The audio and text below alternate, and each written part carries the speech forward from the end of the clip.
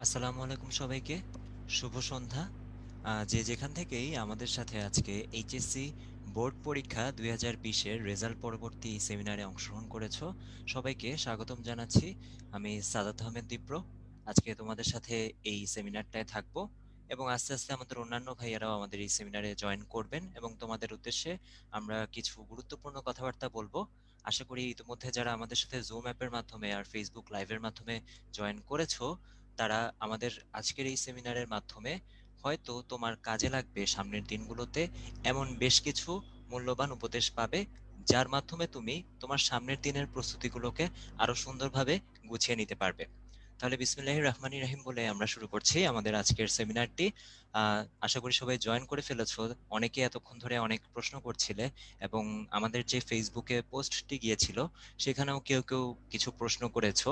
আমাদের ওখানে জানতে চাওয়া হয়েছিল যে তোমাদের কোনো যদি প্রশ্ন থাকে সেগুলো কমেন্ট করে জানানোর জন্য।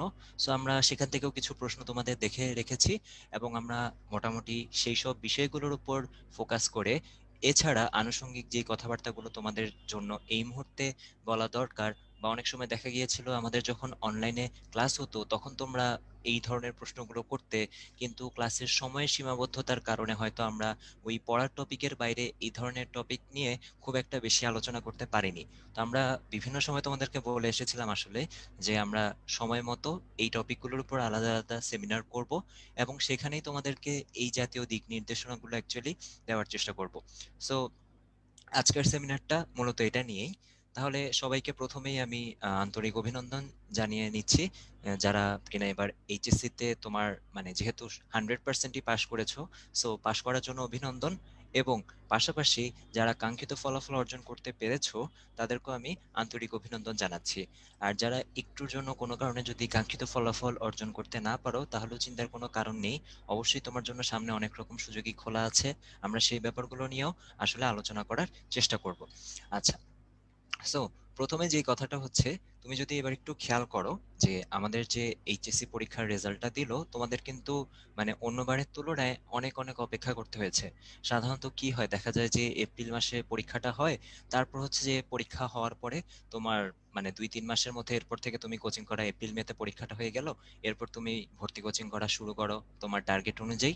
তারপর ওই যে ওই কোচিং চলা অবস্থাতে একটা সময় যে তোমার এইচএসসি রেজাল্ট দিয়ে দেয়, তারপর তুমি হচ্ছে যে কাঙ্ক্ষিত ইউনিভার্সিটিতে অ্যাপ্লাই করো। সো এটা হচ্ছে প্যাটার্নটা থাকে অন্য সময়। এবং দেখা যায় কি যে এই প্যাটার্নটার মধ্যে তোমার এই আনুষঙ্গিক যত কাজ আছে, তোমার এই যে কাঙ্ক্ষিত একটা ইউনিভার্সিটিতে ভর্তি হওয়া রিলেটেড, এগুলো কিন্তু মোটামুটি ডিসেম্বরের মধ্যে শেষ হয়ে যায়, নভেম্বর ডিসেম্বরের মধ্যে। তো আমরা জানি যে আমাদের এই যে এমন একটা সিচুয়েশন যে এখানে চলছে, এই সিচুয়েশনের মধ্যে আমাদের কিন্তু এবার সবকিছুই মানে পিছিয়ে গিয়েছে অনেকটা। এবং আমাদের এই ব্যাপারগুলো কিন্তু শুরু থেকেই তোমরা অনেকটা অনিশ্চয়তার মধ্যে ছিলে যে তোমাদের পরীক্ষা হবে কি হবে না। তারপর পরীক্ষা যখন হবে না এরকম একটা সিদ্ধান্ত আসলো, তখন আলটিমেটলি কবে রেজাল্টটা দেওয়া হবে সেটা নিয়েও কিন্তু আস্তে আস্তে ব্যাপারটা পিছাতে থাকলো। এখন একটা জিনিসের সাথে শুরুতেই মানে এই কথাগুলো বলছি এই কারণে যে একটা জিনিসের সাথে আমাদের আসলে মানিয়ে নিতে হবে যে আমরা এখন যে অবস্থায় আছি, অনেক কিছু আসলে অনিশ্চিত। প্রতিনিয়ত কিছু সিদ্ধান্ত বদলায় এবং সেই অনুযায়ী আরো কিছু আনুষঙ্গিক সিদ্ধান্ত নেওয়া হয়। এটা স্বাভাবিক। এটা যেমন এইচএসসি পরীক্ষা হবে নাকি হবে না সেটার জন্য প্রযোজ্য ছিল, রেজাল্টের জন্য প্রযোজ্য, এবং এখন আমাদের মাথায় বর্তমান অবস্থায় সবচেয়ে বড় যেই চিন্তা, অ্যাডমিশন টেস্ট কবে হবে সেটার জন্য কিন্তু প্রযোজ্য। সো এই ব্যাপারগুলো কিন্তু রিলেটেড। এখন এই জিনিসগুলো কারো পক্ষেই কিন্তু একদম সার্টেন ভাবে বলে দেওয়া সম্ভব না যে হ্যাঁ 1 মাস পর এটা হয়ে যাবে বা 2 মাস পর এটা হয়ে যাবে। পুরোটাই ডিপেন্ড করছে পারিপার্শ্বিক পরিস্থিতির উপর। এই পারিপার্শ্বিক পরিস্থিতির উপর যারা সিদ্ধান্ত গ্রহণকারী মহল আছে তারা যেটা ভালো মনে করবেন ওভারঅল, সেই সিদ্ধান্তটাই জানাবেন এবং আমাদের কিন্তু সে অনুযায়ী পদক্ষেপ নেওয়া লাগবে বা নিজেদের কাজগুলো করা লাগবে। যেমন তুমি যদি একটু চিন্তা করো যে যখন এই যে মার্চ মাসের দিকে সবকিছু বন্ধ হয়ে গেল, তোমাদের পরীক্ষার ঠিক 1 মাস আগেই বা কয়েকদিন আগেই এরকম একটা সময় যখন বন্ধ হয়ে গেল, তখন হয়তো তুমি ভাবোনি যে এই জিনিসটা এতদিন কন্টিনিউ হবে। মানে তোমার এই যে পরীক্ষার ব্যাপারটা হচ্ছে না করে সেটা এপ্রিলে হবে না তো ভালো কথা, তারপর মে জুন জুলাই এই মাসগুলোতেও যে হবে না, এটা কিন্তু তুমি চিন্তা করতে পারো নাই।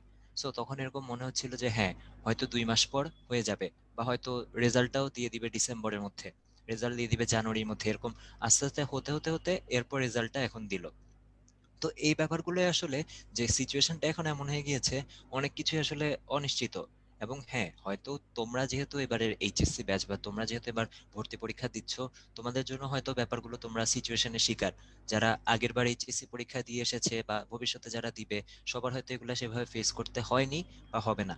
বাট ওই যে এই জায়গাটা আমাদের একটু মাথায় রাখতে হবে, যে এই ডিক্লারেশন গুলা প্রপার অথরিটি থেকে আসতে হবে, যে কখন আমার ভর্তি পরীক্ষা হবে নাকি হবে না, বা কখন রেজাল্ট দিবে, কখন কি হবে, এই সব কিছুই। এই ক্ষেত্রে প্রথমে একটা কথা মাথা রাখা খুবই জরুরি, যে বিভিন্ন মাধ্যমে বিভিন্ন টাইপের কথাবার্তা আসে। তোমরা শুনতে পারো যে, যেমন আমরা বোর্ড পরীক্ষা নিয়ে এর আগে কিছু কথাবার্তা শুনছি, তারপর হচ্ছে যে আমাদের যেই রেজাল্ট দেওয়া নিয়ে সেটা নিয়ে শুনছি, অ্যাডমিশন টেস্ট নিয়েও শোনা শুরু করবো এখন থেকেই। সো এই জিনিসগুলাতে একটু কান না দেওয়াটাই বেটার হয়। আমি জানি একটা সার্টেন টাইম লাইনের ব্যাপার থাকে, যে আসলে কবে হতে পারে। সো কবে হতে পারে আর কবে হবে, দুইটার মধ্যে কিন্তু পার্থক্য আছে। কারণ বাস্তবতার ভিত্তিতে আসলে জিনিসগুলো ডিপেন্ড করে। যে দেখা যাচ্ছে কি, জানুয়ারি মাসের অবস্থা দেখে ফেব্রুয়ারি ডিসিশন নেওয়া হয়, ফেব্রুয়ারি অবস্থা দেখে তোমার মার্চের ডিসিশন। তো আজকে হঠাৎ করে আজকে একটা পরিস্থিতি মনে হলো ভালো, এটার উপর ভিত্তি করে কিন্তু কেউ এটা বলে দিতে পারবে না কালকেই এই ঘটনাটা এরকম ঘটবে। হ্যাঁ। সো এই ব্যাপারগুলো একটু আমাদের মাথায় রাখতে হবে, যে এই সিদ্ধান্তগুলা আসতে একটু সময় লাগবে, এবং আমাদের সেই অনুযায়ী একটু ধৈর্য ধরতে হবে, অপেক্ষা করতে হবে। যেহেতু আমরা এতদিন মানে বিশাল একটা সময়, প্রায় 7-8 মাস বা আরো বেশি আমরা ধৈর্য ধরেই আছি, এবং এতদিন পর আমরা কালকে রেজাল্টটা পেলাম। তো এখন এবার যদি একটু রেজাল্টের ব্যাপারে আসি, খেয়াল করে দেখো এবার। হ্যাঁ, আমরা জানি যে এটা অবশ্যই সবার জন্য একটা ভালো খবরই বলা যায়, যে 100% পাস করেছে। তো আমরা এই জন্য সবাইকে সাধুবাদ জানাতে চাই, যে হ্যাঁ, এই ধরনের একটা সিচুয়েশনের মধ্যে যেখানে মানুষের মানে জীবন মরণ নিয়ে একটা ব্যাপার স্যাপার চলে আসছে, সেখানে সবাই পরীক্ষা আপাতত পাস করে ফেলছে, সেটা ভালো। এখন কথা হচ্ছে, তুমি যদি একটু খেয়াল করো, আমরা যদি জিপিএ 5 এর ব্যাপারটা দেখি, যেহেতু তোমার এইচএসসি পরীক্ষার রেজাল্টের উপর তোমার বিভিন্ন কাঙ্ক্ষিত বিশ্ববিদ্যালয়ে যে ভর্তি পরীক্ষা দেওয়ার ব্যাপারটা থাকে। আমরা তো জানি যে যে কোনো বিশ্ববিদ্যালয়ে ভর্তি পরীক্ষা দেওয়ার জন্য একটা ছোটখাটো রিকোয়ারমেন্ট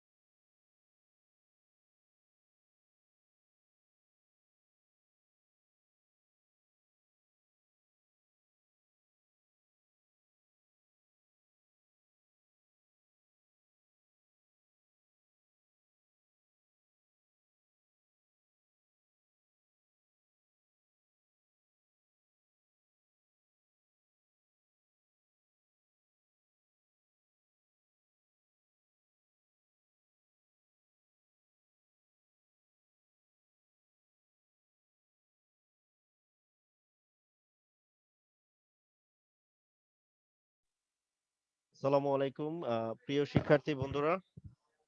দীপ্র ভাইয়া টেকনিক্যাল সমস্যার কারণে মিটিং থেকে একটু আমাদের সেমিনার থেকে অল্প টেকনিক্যাল সমস্যার কারণে ছিটকে পড়েছে। তো অল্প কিছুক্ষণের মধ্যে ভাইয়া ব্যাক করতেছে, ইনশাল্লাহ আমরা সবাই সাথে থাকি।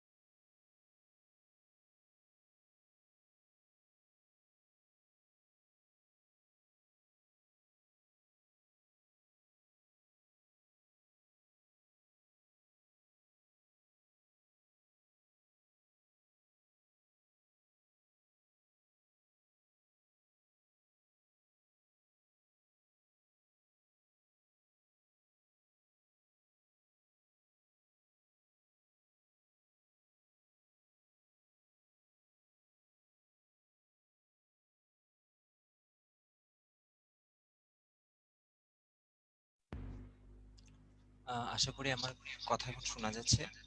আচ্ছা, আন্তরিকভাবে দুঃখিত। একটু যান্ত্রিক ত্রুটির কারণে ডিসকানেক্টেড হয়ে গিয়েছিলাম। আচ্ছা, তাহলে আমরা যে ব্যাপারটা নিয়ে কথা বলছিলাম, যে এবার আসলে আমাদের যে রেজাল্টে আমরা যে পরিবর্তনটা দেখতে পেয়েছি, যে অন্যবারের তুলনায় কিন্তু অনেক বেশি মানুষ জিপিএ 5 পেয়ে গিয়েছে।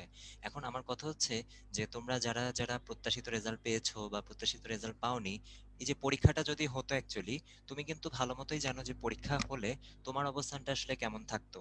যে তোমার কি এইচএসসি পরীক্ষার প্রস্তুতি খুব ভালো ছিল নাকি খারাপ ছিল, তুমি কি আসলে পরীক্ষা হলে পাশ করতে পারতে, তুমি কি আসলে পরীক্ষা হলে জিপিএ 5 পেতে পারতে বা গোল্ডেন পেতে পারতে, নাকি এর থেকে খারাপ কিছু হতে পারতো। সেই ধারণাটা কিন্তু তোমার খুব ভালো মতোই থাকার কথা তোমার নিজের ব্যাপারে। এখন দেখো, যে নর্মালি যদি পরীক্ষা হয়ে যেত এবং তুমি যদি সেই ক্ষেত্রেও জিপিএ 5 প্রত্যাশী থেকে থাকতে, তাহলে কিন্তু আমার মনে হয় না তোমার দুশ্চিন্তার খুব একটা বেশি কারণ আছে। তার কারণ দেখো, এই যে যতজন তোমার আলটিমেটলি ভর্তি পরীক্ষায় বসতে পারা কথা। ধরো আমি একটা ইউনিভার্সিটির কথা যদি ধরে নিই, যে কোনো একটা ইউনিভার্সিটি, র্যান্ডম ইউনিভার্সিটি ধরে নিলাম, সেখানে তোমার 10-12 হাজার অন্য বছর ভর্তি পরীক্ষায় বসতে পারে। ঠিক আছে, এবার হয়তো যেহেতু জিপিএ 5 এর সংখ্যাটা বেড়ে গিয়েছে, তাই রিকোয়ারমেন্ট অ্যাডজাস্ট করার পরেও হয়তো এবার 12 হাজারের জায়গায় 15 হাজার বা 20 হাজার কিছু অতিরিক্ত সংখ্যক মানুষকে সুযোগ দেওয়া লাগতে পারে ভর্তি পরীক্ষায় বসার জন্য। সো এটা কিন্তু একদিক থেকে সবার জন্য ভালো হয়েছে।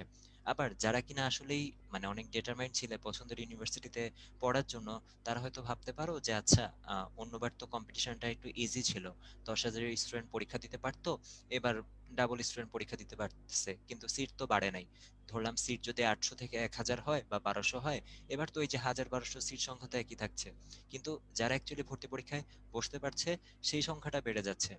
এখন ওই যে যারা আসলেই এইচএসসি পরীক্ষার প্রস্তুতিটা তখন ভালোভাবে নেওয়া ছিল যাদের, আলটিমেটলি তারাই কিন্তু অ্যাডমিশন টেস্টেও, যদি সে ওই এফোর্টটা কন্টিনিউয়াসলি দিয়ে যায়, সে কিন্তু অ্যাডমিশন টেস্টেও সেভাবে ভালো করতে পারবে।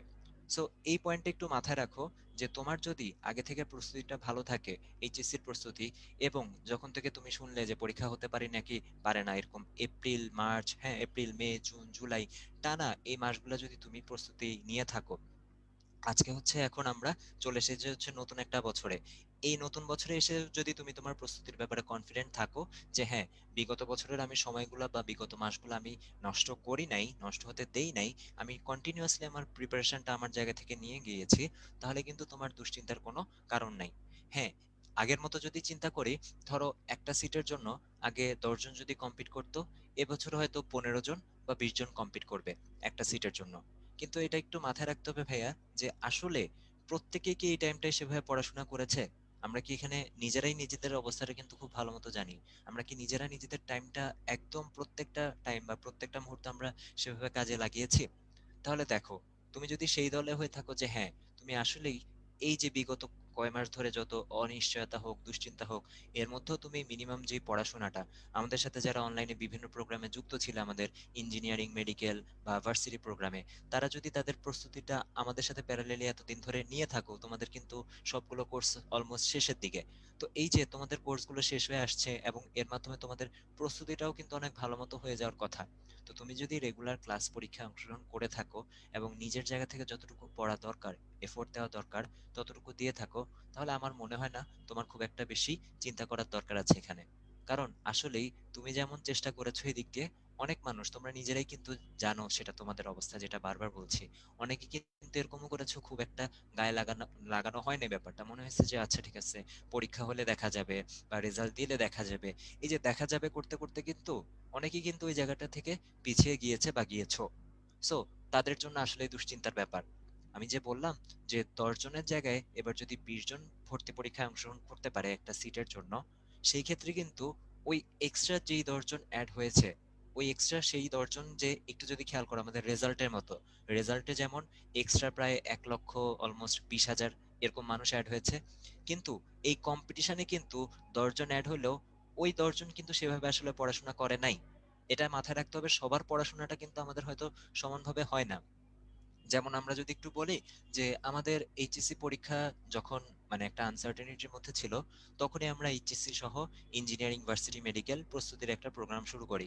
সো কেউ কেউ হয়তো অনেক আগে থেকে সেই প্রোগ্রামে ভর্তি হয়ে গিয়েছে, আবার কেউ কেউ হয়তো এইচএসসি ফলাফল যখন আমাদের মানে বলা হলো যে এইচএসসি পরীক্ষা হবে না, এরপর যখন আমাদের নতুন করে আবার ইঞ্জিনিয়ারিং প্রোগ্রাম শুরু হয়েছে, কেউ কেউ সেখানে যুক্ত হয়েছে। সো দেখো, এখানেও কিন্তু টাইম ডিফারেন্সের একটা ব্যাপার থাকে। যদিও এত মাস প্রস্তুতি নেওয়ার পর, যেটা বললাম, তুমি যেই প্রোগ্রামে ভর্তি হয়ে থাকো না কেন, তুমি যদি তোমার ক্লাস পরীক্ষাগুলো নিয়মিত দিয়ে থাকো, আমরা তো আমাদের দিক থেকে সব জায়গাতেই সিলেবাস কিন্তু 100% কভার করানো শেষ। তো তোমার যদি একবার পড়া হোক, দুইবার পড়া হোক, যতবারই পড়া হোক, সিলেবাস যদি তুমি আমাদের সাথে টোটালি কমপ্লিট করে থাকো ভালো মতো, এটা কিন্তু তুমি ভালো মতো জানো যে তুমি কিভাবে সময়টা দিয়েছো।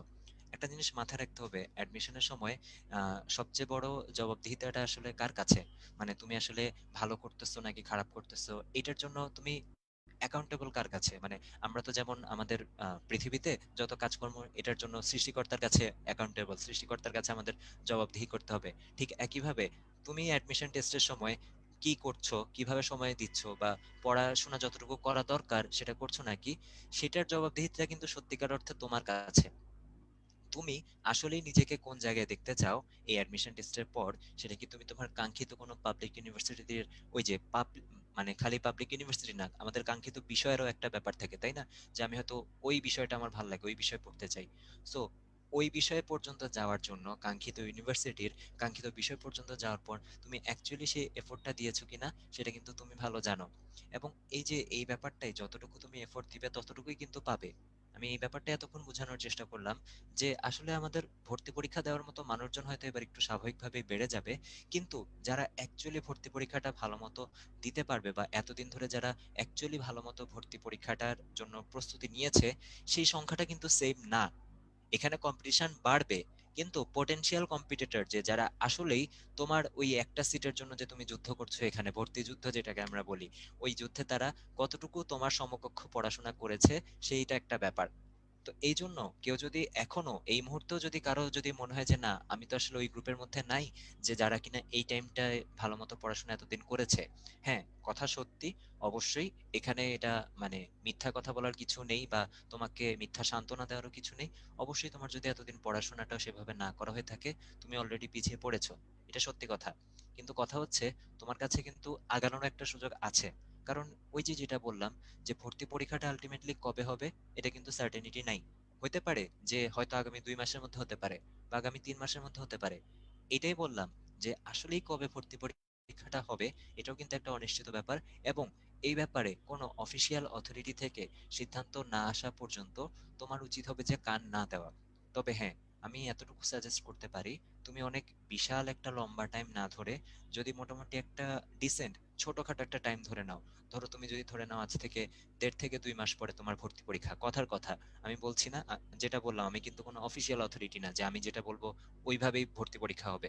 ধরে নাও যদি আমাদের আজ থেকে 1.5 2 মাস বা 2.5 মাস পর ভর্তি পরীক্ষাগুলো শুরু হয়, হ্যাঁ, তাহলে তুমি ওই অনুযায়ী এখন প্ল্যানটা করে ফেলো যে তোমার গতকালকে রেজাল্ট হয়ে গিয়েছে, খুব ভালো কথা, তুমি কাঙ্ক্ষিত ফলাফল অর্জন করেছো বা তুমি কাঙ্ক্ষিত ফলাফল অর্জন করোনি, যেভাবেই হোক না কেন এটাই কিন্তু শেষ না। এইচএসসি তে তুমি জিপিএ 5 পেয়েছো বা তুমি জিপিএ 5 পাও নাই, বা তুমি গোল্ডেন পেয়েছো গোল্ডেন পাও নাই, হ্যাঁ এটা কিছু ফ্যাক্টর নির্ধারণ করবে যে তুমি তোমার পছন্দের ইউনিভার্সিটিতে আসলে ভর্তি পরীক্ষা দেওয়ার জন্য বসতে পারবা নাকি। তাহলে শোনো, যদি তুমি বসতে পারো তাহলে তোমার টার্গেট হচ্ছে ওরকম যে এখন থেকেই সেই অনুযায়ী প্রস্তুতিটা নিয়ে ফেলা। যে আজকের দিন তো মনে করো গেল, হয়তো অনেকেই কালকে যেহেতু পরীক্ষা আর রেজাল্ট দিয়েছে সেই আনন্দে হয়তো আজকে ঠিকমতো পড়াশোনা হয় নাই। তো হ্যাঁ, 1 2 দিন এরকম যায়, রেজাল্টের সময় আমাদেরও যায়, রেজাল্টের আগের দিন বা রেজাল্টের দিন ওরকম একটা এক্সাইটমেন্ট বা দুশ্চিন্তা ভয়ে যাই বলি না কেন, সেই কারণে কিছু সময় আর কি যায়, নষ্ট হয়। কিন্তু ওইটা যাতে এমন না হয় যে 2 দিনের জায়গায় 5 দিন 10 দিন, হ্যাঁ 20 দিন, এরকম হলে আবার হবে না। তোমার আনন্দটাকে, সাময়িক আনন্দটাকে এখন একটু মানে কন্ট্রোল করতে হবে। আপাতত এটাকে একটু কন্ট্রোল করে ভবিষ্যতে মানে 2 মাস পর বলি বা 1.5 মাস পর বলি, 3 মাস 4 মাস, যেদিনই অ্যাডমিশন টেস্ট হোক, হবে তো তাই না? এখানে কিন্তু অটো পাসের চিন্তা করে কোনো লাভ নেই, যে এখানে তোমাকে জেএসসি বা এসএসসি রেজাল্টের উপর ভিত্তি করে তোমাকে অ্যাডমিশনেও এরকম কোথাও ভর্তি করায় দিল। অবশ্যই পাবলিক ইউনিভার্সিটিগুলোতে এত সিটও নাই, এটা কোনোদিন বাস্তব অর্থে সম্ভব না। তো এটা একটা কম্পিটিটিভ এক্সাম। দেখো বোর্ড পরীক্ষায় কেন পরীক্ষা না দিয়েও একটা রেজাল্ট দেওয়া সম্ভব হয়েছে, এই পার্থক্যটা একটু বোঝাই। এটা সম্ভব হয়েছে এই কারণেই যে এখানে 50,000 60,000 70 80 1 লক্ষ 1.5 লক্ষ যত মানুষকে জিপিএ 5 দিক না কেন, একজনের জিপিএ 5 পাওয়ার সাথে কিন্তু আরেকজনেরটা ইফেক্ট করছে না। মানে এখানে লিমিটেশন নাই, হ্যাঁ যে আমি 50,000কে দিতে পারবো জিপিএ 5, বা আমি 1 লক্ষ মানুষকে দিতে পারবো জিপিএ 5, এর বেশি জিপিএ 5 দেওয়া যাবে না, ওই লিমিটেশনটা কিন্তু বোর্ড পরীক্ষায় নাই। কিন্তু অ্যাডমিশন টেস্টে অবশ্যই সিটের ক্ষেত্রে, ডিপার্টমেন্টের ক্ষেত্রে, ইউনিভার্সিটি ওয়াইজ আলাদা আলাদা লিমিটেশন কিন্তু আছে। যে কোনো একটা ইউনিভার্সিটিতে যদি 1,000 সিট থেকে থাকে, এবারও 1,000 সিটই কিন্তু আছে, এমন না যে সিট এবার বেড়ে গিয়েছে কোনো কারণে, তাই না?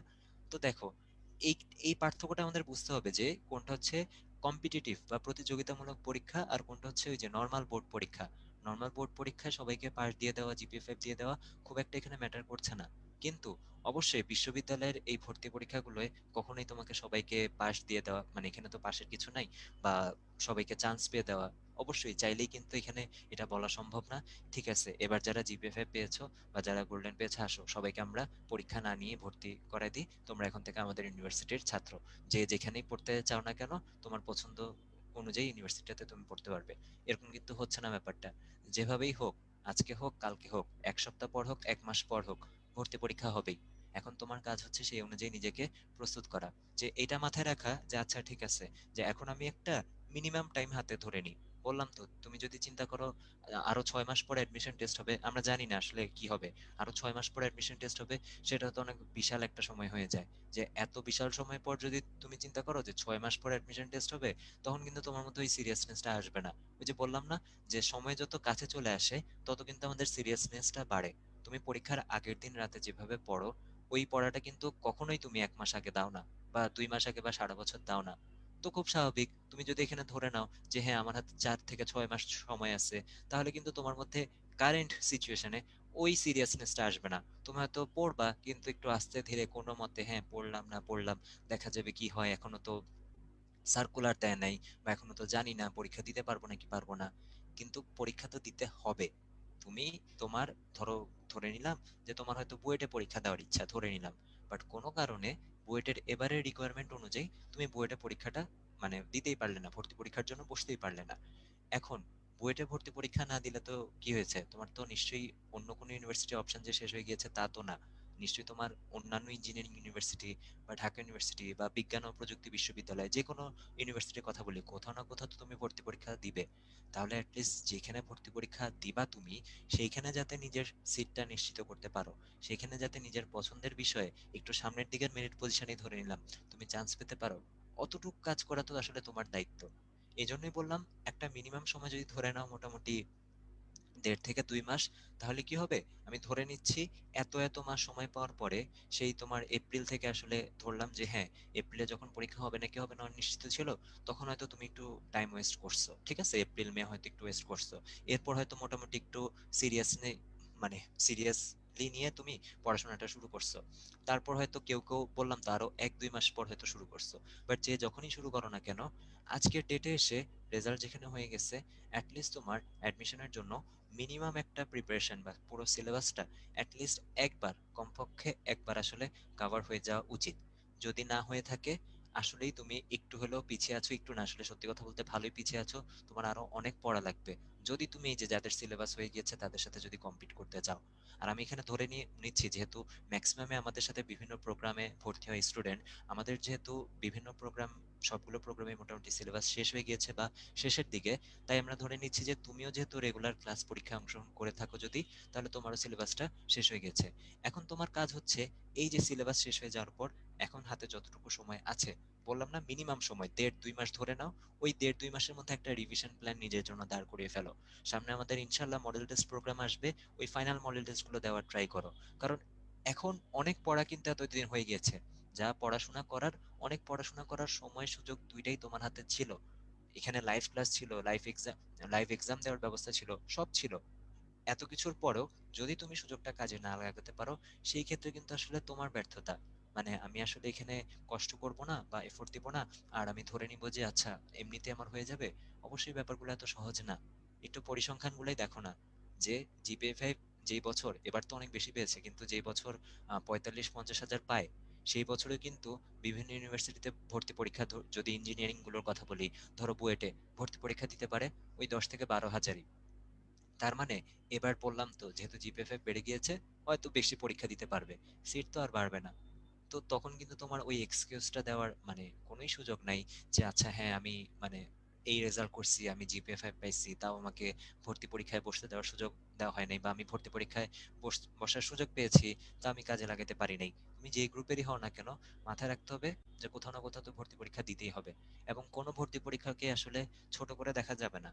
কারণ একটা বাস্তবতা বলি, যে অনেক ক্ষেত্রেই আহ, আমরা খেয়াল করি যে টার্গেট থাকে হচ্ছে আমাদের হয়তো ইঞ্জিনিয়ারিং ইউনিভার্সিটি বা ভার্সিটি বা মেডিকেলের একদম টপ গুলো, তাই না?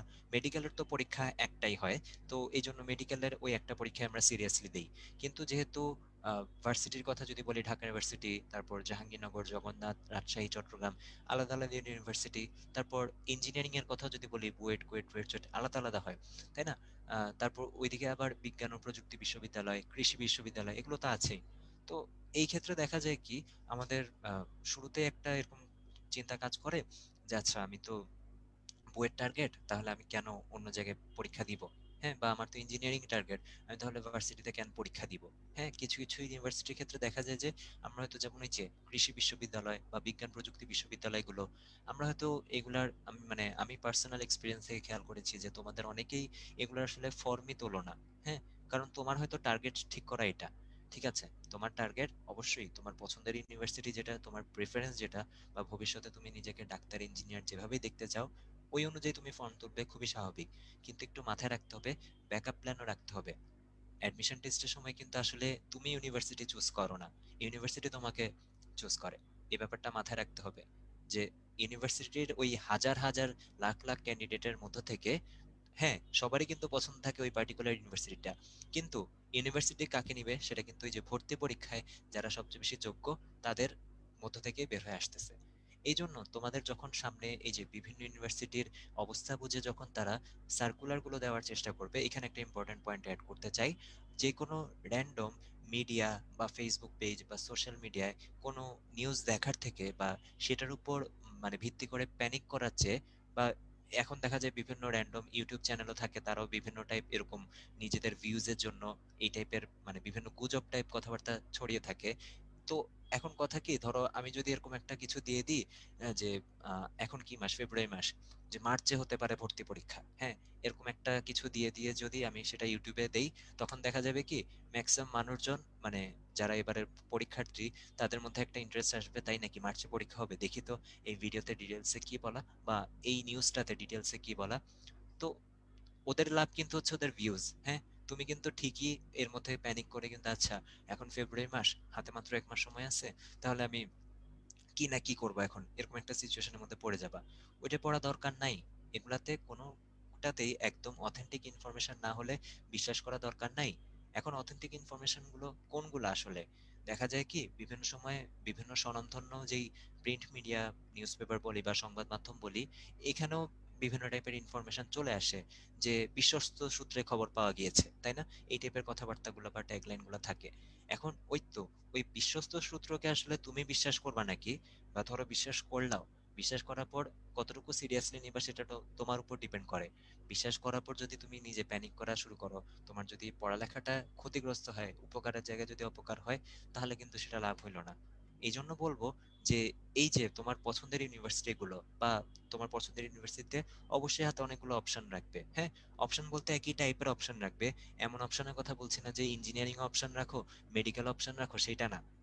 ইঞ্জিনিয়ারিং এর কয়েকটা অপশন রাখো, ইঞ্জিনিয়ারিং এর পাশাপাশি বিজ্ঞান প্রযুক্তির অপশন রাখো, মেডিকেলের পাশাপাশি ভার্সিটি, কৃষি বিশ্ববিদ্যালয়, এগুলোর অপশন রাখো। এই টাইপের অপশনের কথা বলছি যেগুলা পড়ার প্যাটার্নটা মিলে।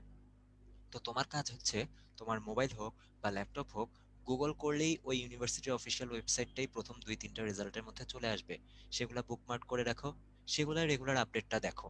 ওই আপডেট দেখো যে তারা কি কোনো ডিসিশন নিচ্ছে নাকি, বা তারা সেটা যেভাবে পরীক্ষা হোক না কেন, আমরা বিভিন্ন নাম শুনি, সমন্বিত পরীক্ষা, গুচ্ছ পরীক্ষা, ইন্ডিভিজুয়াল পরীক্ষা, ওরাও ইন্ডিভিজুয়াল পরীক্ষা নিবে, ওরা গুচ্ছ পরীক্ষা নিবে, এরকম বিভিন্ন কথা শোনা যায়।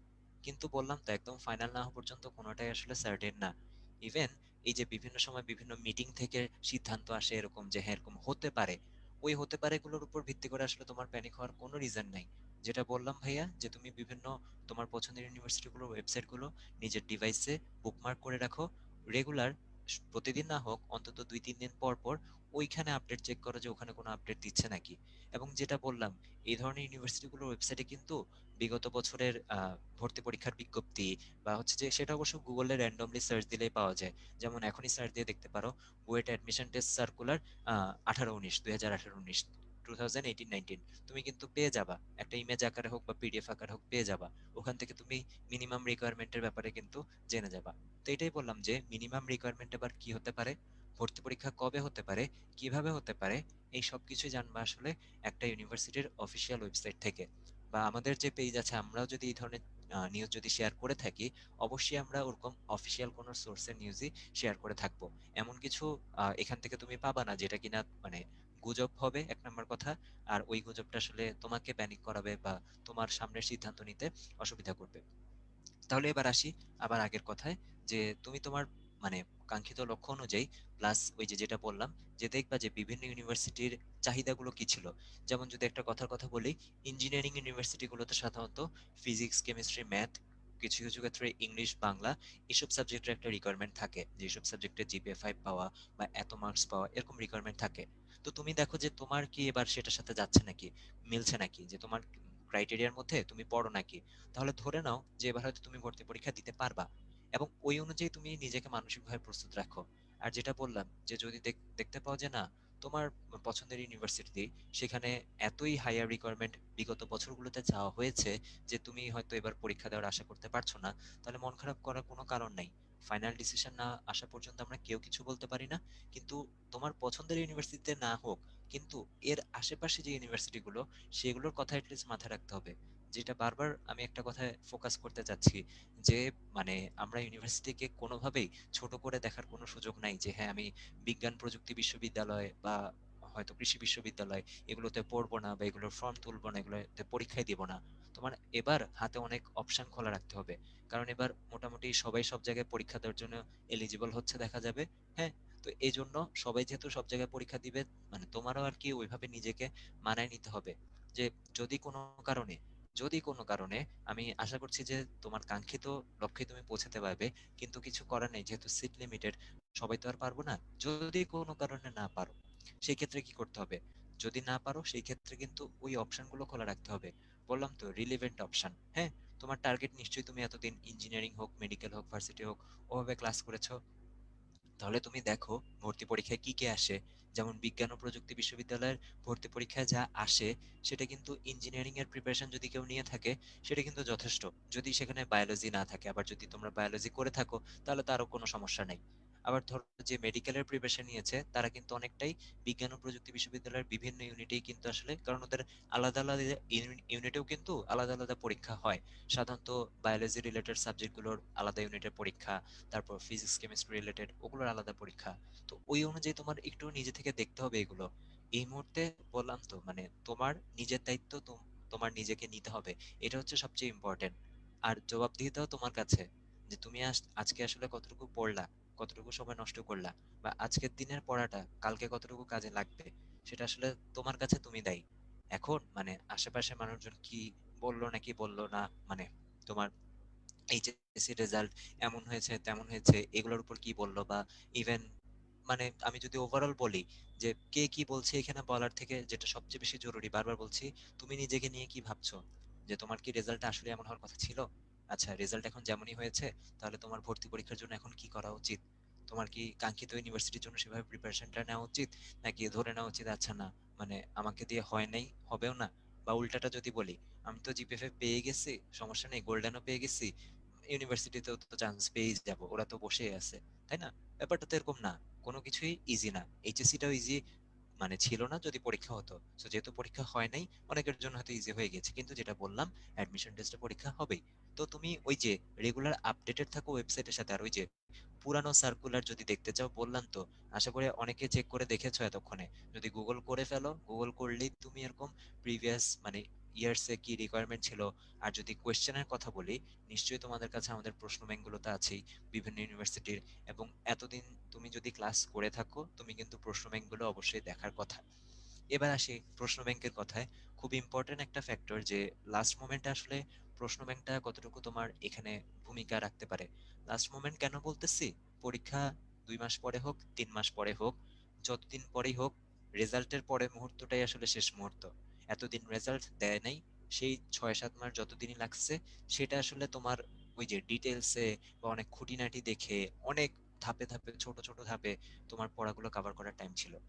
এখন হচ্ছে অনেকটা রিভিশনের টাইম, যে এতদিন যা পড়েছো, আলাদা আলাদা সাবজেক্ট, আলাদা আলাদা টপিক, এক্সামও দিয়েছো আলাদা আলাদা, হ্যাঁ, টপিকের উপর, একসাথে কোনো সিলেবাসের উপর বা একসাথে হোল টপিকের উপর হয়তো তোমার কোনো পরীক্ষা বা ওরকম কিছুই অংশগ্রহণ করা হয় নাই।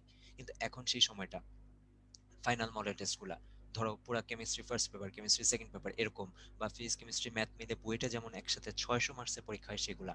তো তোমার এখন কাজ হচ্ছে ওই যে তোমার পছন্দের যে ইউনিভার্সিটি গুলো আছে, হ্যাঁ, এখন কিন্তু অপশন হালকা পাতলা একটু বাড়াতে হবে। ওই যে বললাম, যদি রেজাল্ট ভালো হয়ে থাকে তাহলেও বাড়ানো লাগবে। দু একটা ইউনিভার্সিটি ধরো তোমার হয়তো গ্রামের বাড়ির কাছে, ওই ইউনিভার্সিটিটা কোন একটা পার্টিকুলার ধরো ইউনিভার্সিটি বিজ্ঞান ও প্রযুক্তি বিশ্ববিদ্যালয়, সেটা তোমার হয়তো গ্রামের বাড়ির কাছে, হ্যাঁ। সো ওইটাও তুমি অপশনে রাখতে পারো। এভাবে মাল্টিপল অপশন আসলে আমাদের হাতে রাখতে হবে, যে আমি চেষ্টা করব মোটামুটি কোনো একটা জায়গায় চান্স না পাওয়ার আগ পর্যন্ত সব জায়গায় ভর্তি পরীক্ষা দেওয়ার। কারণ দেখা যায় কি, যখন ভর্তি পরীক্ষাগুলো হয় টানা হয়ে যায়, তো তখন না ওই অ্যাপ্লাই করার আর টাইমটা থাকে না, ওই সুযোগটা থাকে না, ওইটাতে অ্যাপ্লাই করলে তো আমার হয়ে যেতে পারতো। এই জন্য দেখা যায় একটা বিশাল পোর্শন স্টুডেন্ট যারা শুধু এই টপ ইউনিভার্সিটিগুলোতে অ্যাপ্লাই করে, কিন্তু যেসব ইউনিভার্সিটিগুলোকে আমরা টপ বলি না বা আমরা মানি না, সেগুলোতে অ্যাপ্লাই করে না। সো এই যে মানা না মানার ব্যাপার, কিন্তু আলটিমেটলি তুমি যদি একটা ভালো ইউনিভার্সিটিতে ঢুকো এবং সেখানে যে যদি তুমি আবার ওই যে আগের মতো হয়ে যাও, ঠিক মতো পড়াশোনা না করো, তার থেকে কিন্তু তোমার কোনো বন্ধু যেই ইউনিভার্সিটিটাকে তুমি ছোট করে দেখছো, বা তুমি হয়তো সেটার ফর্মই তুলো নাই, মনে হয়েছে যে না আমি তো অনেক ভালো স্টুডেন্ট, আমি এটার ফর্ম তুলবো না, সে যদি ওইটাতে পড়ে অনেক ভালো রেজাল্ট করতে পারে, ওই ইউনিভার্সিটির লেকচারার হয়ে যেতে পারে, বা ভবিষ্যতে আরো ভালো কোথাও যেতে পারে, তাহলে কিন্তু অবশ্যই সে তোমার থেকে এগিয়ে থাকবে। তো এই ব্যাপারগুলো বুঝতে হবে, যে খালি মানে ভালো ইউনিভার্সিটিতে ঢুকে গেলাম ওখানেই কিন্তু শেষ না, এরপরে আসলে আমাদের অনেক কাজ থাকে, অনেক দায়িত্ব থাকে, আসলে মেইন জার্নিটা সেখান থেকে শুরু। যাই হোক, আজকে আমাদের আলোচনার টপিক সেটা না, যেই টপিকে ছিলাম, যে তোমার এখন কাজ হচ্ছে ওই কোয়েশ্চেন ব্যাংক দেখে, তুমি নিশ্চয়ই মানবন্টন জানো, যেমন যে ইঞ্জিনিয়ারিং প্রিপারেশন নিচ্ছ, সে অ্যাটলিস্ট এতটুকু জানার কথা যে ফিজিক্স কেমিস্ট্রি ম্যাথ বুয়েটের ভর্তি পরীক্ষায় 200 করে টোটাল 600 মার্কসের থাকে, কোনো এমসিকিউ থাকে না, পুরোটা রিটেন। আবার যে ঢাকা ইউনিভার্সিটির প্রিপারেশন নিচ্ছ, সে ভালো মতো জানার কথা যে আমাদের এখানে গতবার থেকে রিটেন এমসিকিউ দুইটাই পরীক্ষায় আসতেছে। আবার যে মেডিকেলের প্রিপারেশন নিচ্ছ, সেও জানার কথা যে আমাদের কিন্তু এখানে ম্যাথ ট্যাথ খুব একটা লাগতেছে না। তো এই যে দেখো, সাবজেক্টের বা পরীক্ষার প্যাটার্নের অবশ্যই রিটেনের প্রিপারেশন একরকম হয়, এমসিকিউর প্রিপারেশন অনেক আলাদা, অনেক অনেক প্রিপারেশন প্যাটার্ন অনেক অনেক আলাদা। তো দেখো, প্রিপারেশন প্যাটার্ন আলাদা হয়, সাবজেক্ট আলাদা হয়, সাবজেক্ট চয়েস মানে ইভেন ঢাকা ইউনিভার্সিটির কথা যদি বলি, সাধারণত ওই যে 6টা সাবজেক্ট থাকে, physics chemistry math biology Bangla English, 6টার মধ্যে যে কোনো 4টা দাগাতে হয়। এটা আনুষঙ্গিক নিয়ম টিয়ম থাকে, যেটা বললাম অবশ্যই আমাদের মেইন কথা আজকে ওইটা না, এই জন্য বারবার ওয়েবসাইটগুলোর কথা বলছি, বিগত বছরের প্রশ্ন দেখলে তুমি বুঝে যাবে।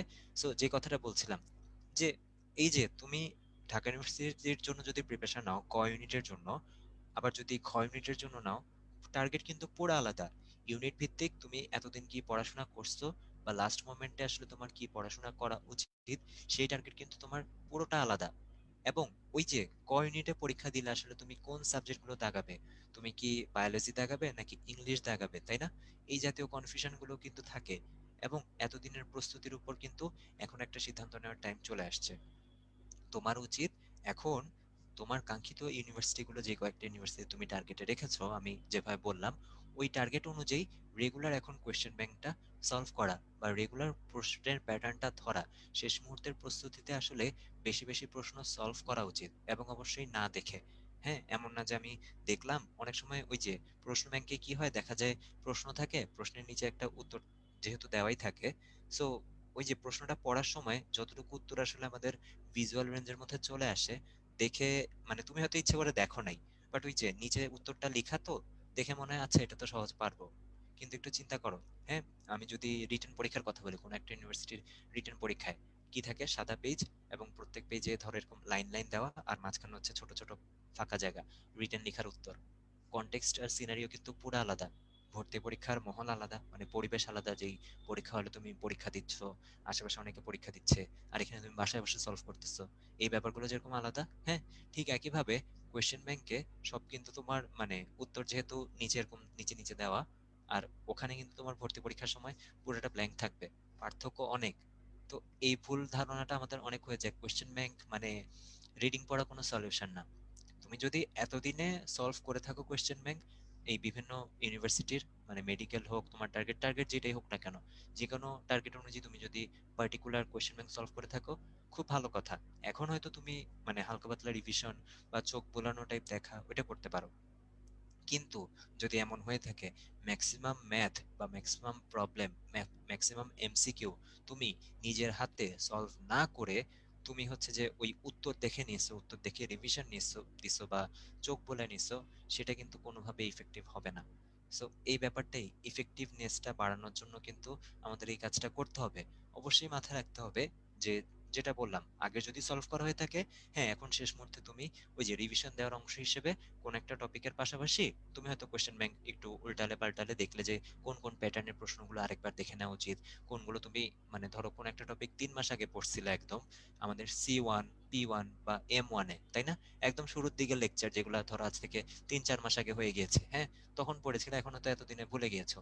সো হ্যাঁ আগে হয়তো ওগুলা দেখে নিতে পারো যে দেখো এইসব টপিকের মধ্যে অবশ্যই সব তুমি ভুলো নাই, এটা একদম কমপ্লিটলি একটা ভুল আইডিয়া, সব তুমি কোনোভাবেই ভুলো নাই, হয়তো কিছু কিছু অংশ তুমি ভুলে গিয়েছো, দেখে নাও একটু যে কোনগুলো তুমি ভুলে গিয়েছো, চেষ্টা করো যে ওই ভুলে যাওয়া টপিকগুলো কোশ্চেন ব্যাংক থেকে এখন কোনগুলো ইম্পর্টেন্ট, যেইটা ভুলে গিয়েছো ওই টপিকগুলোর মধ্যে, বা ধরো কোন একটা ম্যাথ বা বায়োলজির কোন একটা পার্টিকুলার টপিক তুমি হয়তো এখন ভুলে গিয়েছো, কিন্তু আবার এদিকে হাতে সময় কম, তাহলে সেটা যে এখন রিভিশন দিবে বা রিভিউ করবে, কেমন টাইম দেওয়া উচিত এইটা তুমি বুঝতে পারবে তুমি যদি একটু কোয়েশ্চেন ব্যাংকটার দিকে খেয়াল করো। কোয়েশ্চেন ব্যাংক সলভ করার ট্রাই করলে তখন তোমার মাথায় এটা আসবে।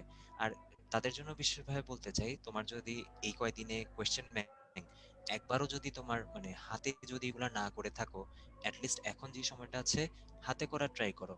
দেখার মধ্যে হ্যাঁ এমসিকিউ বলি, ম্যাথ বলি, বা যে কোনো প্রবলেম সলভিং বলি, অ্যাডমিশন টেস্টের এই টাইপের জিনিসগুলো দেখা আর নিজে করার মধ্যে সলভ করার মধ্যে অবশ্যই পার্থক্য আছে।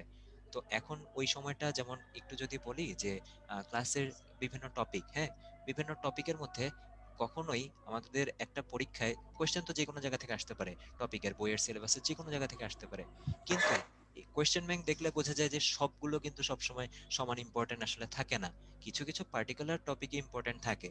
এখন বিগত কয়েক মাসগুলো আসলে তোমার টাইম ছিল সবকিছু পড়ার, বাট এখন হাতে যে লিমিটেড টাইম, যদি বললাম যে অ্যাপ্রক্সিমেটলি মিনিমাম একটা টাইম 1.5-2 মাসও যদি ধরে নাও বা আরো বেশিও ধরতে পারো, এটা আসলে যার যার সিরিয়াসনেস এর উপর ভ্যারি করবে, ওই মিনিমাম টাইমটা ধরে নিলে কিন্তু সেই অনুযায়ী এখন তোমার ইম্পর্টেন্ট জিনিসগুলো ফোকাস করা উচিত। পুরা বই আবার রিভিশন দেওয়ার থেকে যেগুলা ভুলে গিয়েছো বা যেগুলায় ভর্তি পরীক্ষায় বেশি কোয়েশ্চেন আসে সেগুলো আসলে এখন তোমার বারবার দেখা উচিত। আমাদের সাথে ইতিমধ্যে আমাদের সবার প্রিয় রাতুল ভাইয়া জয়েন করেছে। আসসালামু আলাইকুম ভাইয়া। ওয়ালাইকুম ভালো আছেন সালাম। ভাইয়া? দীপ্র, কি অবস্থা তোমার? এই তো আলহামদুলিল্লাহ ভাইয়া। আমাদের সাথে কথা বলছিলাম ভাইয়া, তাহলে আপনিও একটু বলেন, ওরা হ্যাঁ, আমি অপেক্ষা আসলে করছিল, অনেকেই এতক্ষণ খুঁজছিল রাস্তায় আপনাকে। ছিলাম। আমি আরো আগেই জয়েন করতে চেয়েছিলাম, বাট খুব তাড়াহুড়া করে ফিরে এখন হচ্ছে জয়েন করতে পেরেছি। তো দীপ্র অলরেডি যেটা বলছিলে তার সাথে সুর মিলিয়ে আমি আরো কিছু কথা বলবো। তবে এই পড়াশোনার বাইরেও মানে মূল ব্যাপারটা যেটা, সেটা আসলে হচ্ছে মনোবল ধরে রাখাটাই এখন বড় ব্যাপার হয়ে দাঁড়াচ্ছে, যেটা দেখতে পাচ্ছি।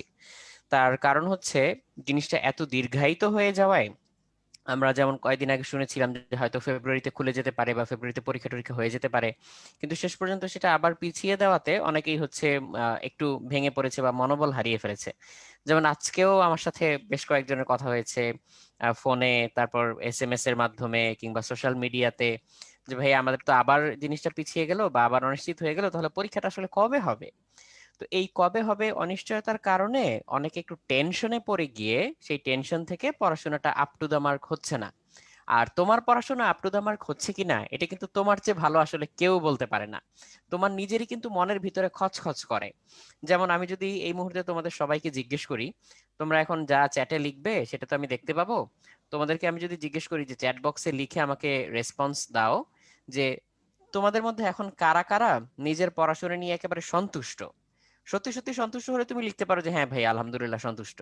বাট আমার মনে হচ্ছে সেটা লেখার চান্স খুব কম।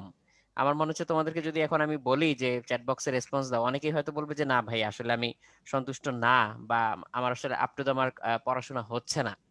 তো এটা হতেই পারে। এখন কথা হচ্ছে এই জায়গাটা কাটিয়ে ওঠার উপায়টা আসলে কি। যেমন আমি বলতে বলতেই এখন আমাদের এখানে তো একেবারে ফুল ক্যাপাসিটিতে তোমরা আছো। সো একদম হচ্ছে না একরকম বা না এই পোর্শনটা ভালো, মোটামুটি কিংবা আলহামদুলিল্লাহ অনেক ভালো এই পোর্শনটা অনেক অনেক অনেক কম, অনেক কম। সো নট স্যাটিসফাইড এবং না এর পরিমাণটাই আসলে বেশি। আর অনেকে হয়তো পার্সেন্টেজ দিয়ে লিখেছো যে ভাইয়া আসলে যেরকম ভেবেছিলাম তার 30% হয়তো হয়েছে বা 50% হয়তো হয়েছে। অনেকে আরেকটু বেশি যাচ্ছ, যে 80-85% পর্যন্ত যাচ্ছ। তো এই জিনিসটা ওয়াইডলি ভ্যারি করে। এখন তুমি একটু চিন্তা করে দেখো, তুমি নিজে তুমি ধরো 70% লিখছো এই মুহূর্তে, আবার আরেকজন 30% লিখছে, কিংবা আরেকজন 85% লিখছে, কিংবা কেউ বলছে যে না আলহামদুলিল্লাহ আমি সন্তুষ্ট। তোমরা সবাই কিন্তু এক্স্যাক্টলি সমান সময় পেয়েছো। তো তোমরা সবাই কিন্তু এক্স্যাক্টলি সেম সিচুয়েশনের ভেতর দিয়ে গিয়েছো, কিন্তু সেম সিচুয়েশনের ভিতর দিয়ে গেলেও এই মুহূর্তে তোমাদের যেমন প্রিপারেশনের হচ্ছে লেভেলটা একরকম না, স্যাটিসফ্যাকশনের লেভেলটা একরকম না, ঠিক তেমনি আরো যদি 1 বছর সময়ও দেয়া হয়, মার্ক মাই ওয়ার্ডস, আরো যদি তোমাকে বাড়তি 1 বছর সময়ও দেওয়া হয়, তারপরে হচ্ছে কারো কারো অবস্থা এরকম থেকে যাবে। সো এই জন্য বলছিলাম যে ডিসিশনটা এখন আসলে তোমার, যে তুমি কি এখন সেই 30% কোটায় আটকে থাকবে, বা ডিস্যাটিসফাইড কোটায়, নো ভাইয়া না ভাইয়া একেবারেই হচ্ছে না মোটামুটি হচ্ছে, এই কোটায় আটকে থাকবে, নাকি এখনো বাকি যে সময়টুকু আছে এই সময়টুকু ইফিশিয়েন্টলি কাজে লাগিয়ে তুমি যে আলহামদুলিল্লাহ ভাইয়া ভালো কিংবা সন্তুষ্ট এই কোটায় চলে আসতে চাও। সো এই ডিসিশনটা কিন্তু আমারও না, এই ডিসিশনটা দীপ্ররও না, বা এই ডিসিশনটা তোমার প্যারেন্টসেরও না, এই ডিসিশনটা তোমার। তুমি এখন দাবি করতেই পারো যে ভাইয়া সবার সিচুয়েশন কি আর এক হয়? হ্যাঁ, আমি মেনে নিচ্ছি সবার সিচুয়েশন এক না, সবাই হয়তো এক একজন এক একটা সিচুয়েশনের ভেতর দিয়ে যাচ্ছ, বাট একটু চিন্তা করে দেখো, আজকে আমরা যে সিচুয়েশনে দাঁড়িয়ে আছি, জানুয়ারি মাস শেষ, ফেব্রুয়ারি মাস হচ্ছে কালকে থেকে শুরু হয়ে যাবে। তো গত বছর কিন্তু হচ্ছে এই ঝামেলাটা শুরু হয়েছিল, একটা বছর কিন্তু মাঝখান দিয়ে পার হয়ে গিয়েছে। সো এই যে এক্সট্রা টাইমটুকু চলে গিয়েছে তোমার জীবন থেকে, এই টাইমটুকু যেমন আর ফিরে আসবে না, ঠিক তেমনি এই টাইমটুকুকে তুমি হয়তো পুরোপুরি লস হিসেবে যাতে কাউন্ট করতে না হয়, সেই টাইমটুকু হয়তো তোমার হাতে এখনো আছে। সো এই জন্যেই বলছিলাম যে অলরেডি যে যা করেছো, ভালো হলে তো আলহামদুলিল্লাহ অবশ্যই ভালো, বাকি টাইমটুকু তুমি শক্ত করে হাল ধরে রাখো। আর যদি এখনো মনে হয় যে না, আমি এখনো আপ টু দ্য মার্ক পজিশনে পৌঁছাতে পারিনি বা ওই কন্ডিশনে পৌঁছাতে পারিনি, I need to put in more effort, তাহলে তাই করো। আর এই কাজগুলো করাতে না কোনো সংশয় রাখা যাবে না, কোনো দ্বিধা রাখা যাবে না। যদি তোমার মনে হয় যে না আমি আসলে একটু পিছিয়ে আছি বা করিনি এখনো, তাহলে তুমি এক্স্যাক্টলি এখন থেকেই তোমার ইফোর্টটা দেওয়া শুরু করো কিসের পিছনে, যে জায়গায় তোমার ল্যাকিংস আছে। একটু আগে আমি একসাথে যখন জয়েন করলাম তখন দীপ্র তোমাকে যেভাবে বলছিল যে তুমি একটু খুঁজে দেখো তো কোন টপিকগুলো তোমার দুর্বলতা, বা কোন টপিকগুলোতে তোমার এখন হচ্ছে ল্যাকিংস রয়ে গেছে, সেগুলো ভালো করে ধরো।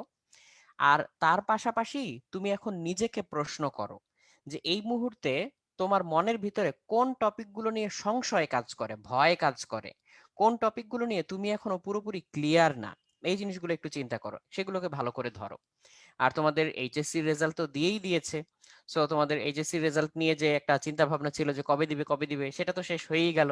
কিন্তু দেওয়ার পরে হচ্ছে এখন তোমরা অনেকে নড়ে চড়ে বসেছো, রিঅ্যাসেসমেন্টে বসেছো যে আসলে আমার অবস্থানটা কোথায়। কালকে বা আগামী সপ্তাহে যদি হঠাৎ করে ভর্তি পরীক্ষার একটা ডেট দিয়ে দেয়, যদিও দেওয়ার সম্ভাবনা নেই, এমনি বললাম আর কি, সো যদি দিয়ে দেয় তখন আমি আসলে কেমন করব, এই জিনিসটা, এই ফিলিংটা নিজের মধ্যে নিয়ে আসো। যদি তোমার মনে হয় যে না ঠিক আছে, তারপরে কালকে পরীক্ষা দিলে কালকেও আমি সেফ, কিংবা নেক্সট উইকে পরীক্ষার ডেট দিয়ে দিলে নেক্সট উইকেও আমি সেফ, তাহলে আমি বলবো যে হ্যাঁ তোমার এই একটা বছর ঠিকমতো কাজে লেগেছে বা তুমি এখন রেডি। বাট স্টিল যদি তোমার মনে হয় যে আরেকটু সময় পেলে ভালো হতো, কিংবা আরেকটু বাড়তি টাইম পেলে হচ্ছে আমার জন্য উপযুক্ত হতো, সো এই জিনিসটা আমি জাস্ট ছোট্ট একটা এক্সপেরিমেন্ট করব তোমাদের সাথে। তোমরা জাস্ট একটু চ্যাট বক্সে আমাকে জানাও তোমার কি মনে হয়, তোমার এই মুহূর্তে যেই কন্ডিশন, তোমার যদি 100% হয়ে থাকে তাহলে তুমি বলবে যে আমার 0 টাইম দরকার, তোমার যদি 50% হয়ে থাকে তাহলে তুমি হয়তো বলতে পারো যে আমার আরো 1 মাস দরকার। তুমি তোমার মতো করে লিখো যে তোমার একদম মন থেকে যেটা আসে, যে তোমার আর কতদিন দরকার নিজের প্রিপারেশনটাকে 100% ফুলফিল করার জন্য। আমি জাস্ট সেটা একটু দেখতে চাই যে তোমাদের কার কি অবস্থা। আচ্ছা, আমি এখানে, বিলিভ মি, তোমরা হয়তো সবার চ্যাট দেখতে পাচ্ছ না, আমি দেখি এটা করা যায় কিনা, তোমাদের সবারটা দেখানো যায় কিনা।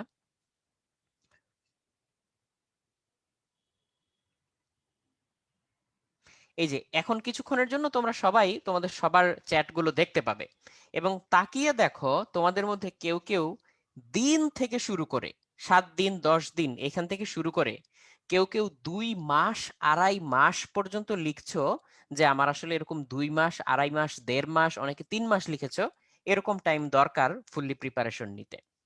সো এইবার আমি একটু এটা অফ করে দিচ্ছি, মানে এখন তোমরা সবাই সবার চ্যাটটা আর দেখতে পাবে না, শুধু আমি দেখতে পাবো তোমাদেরটা।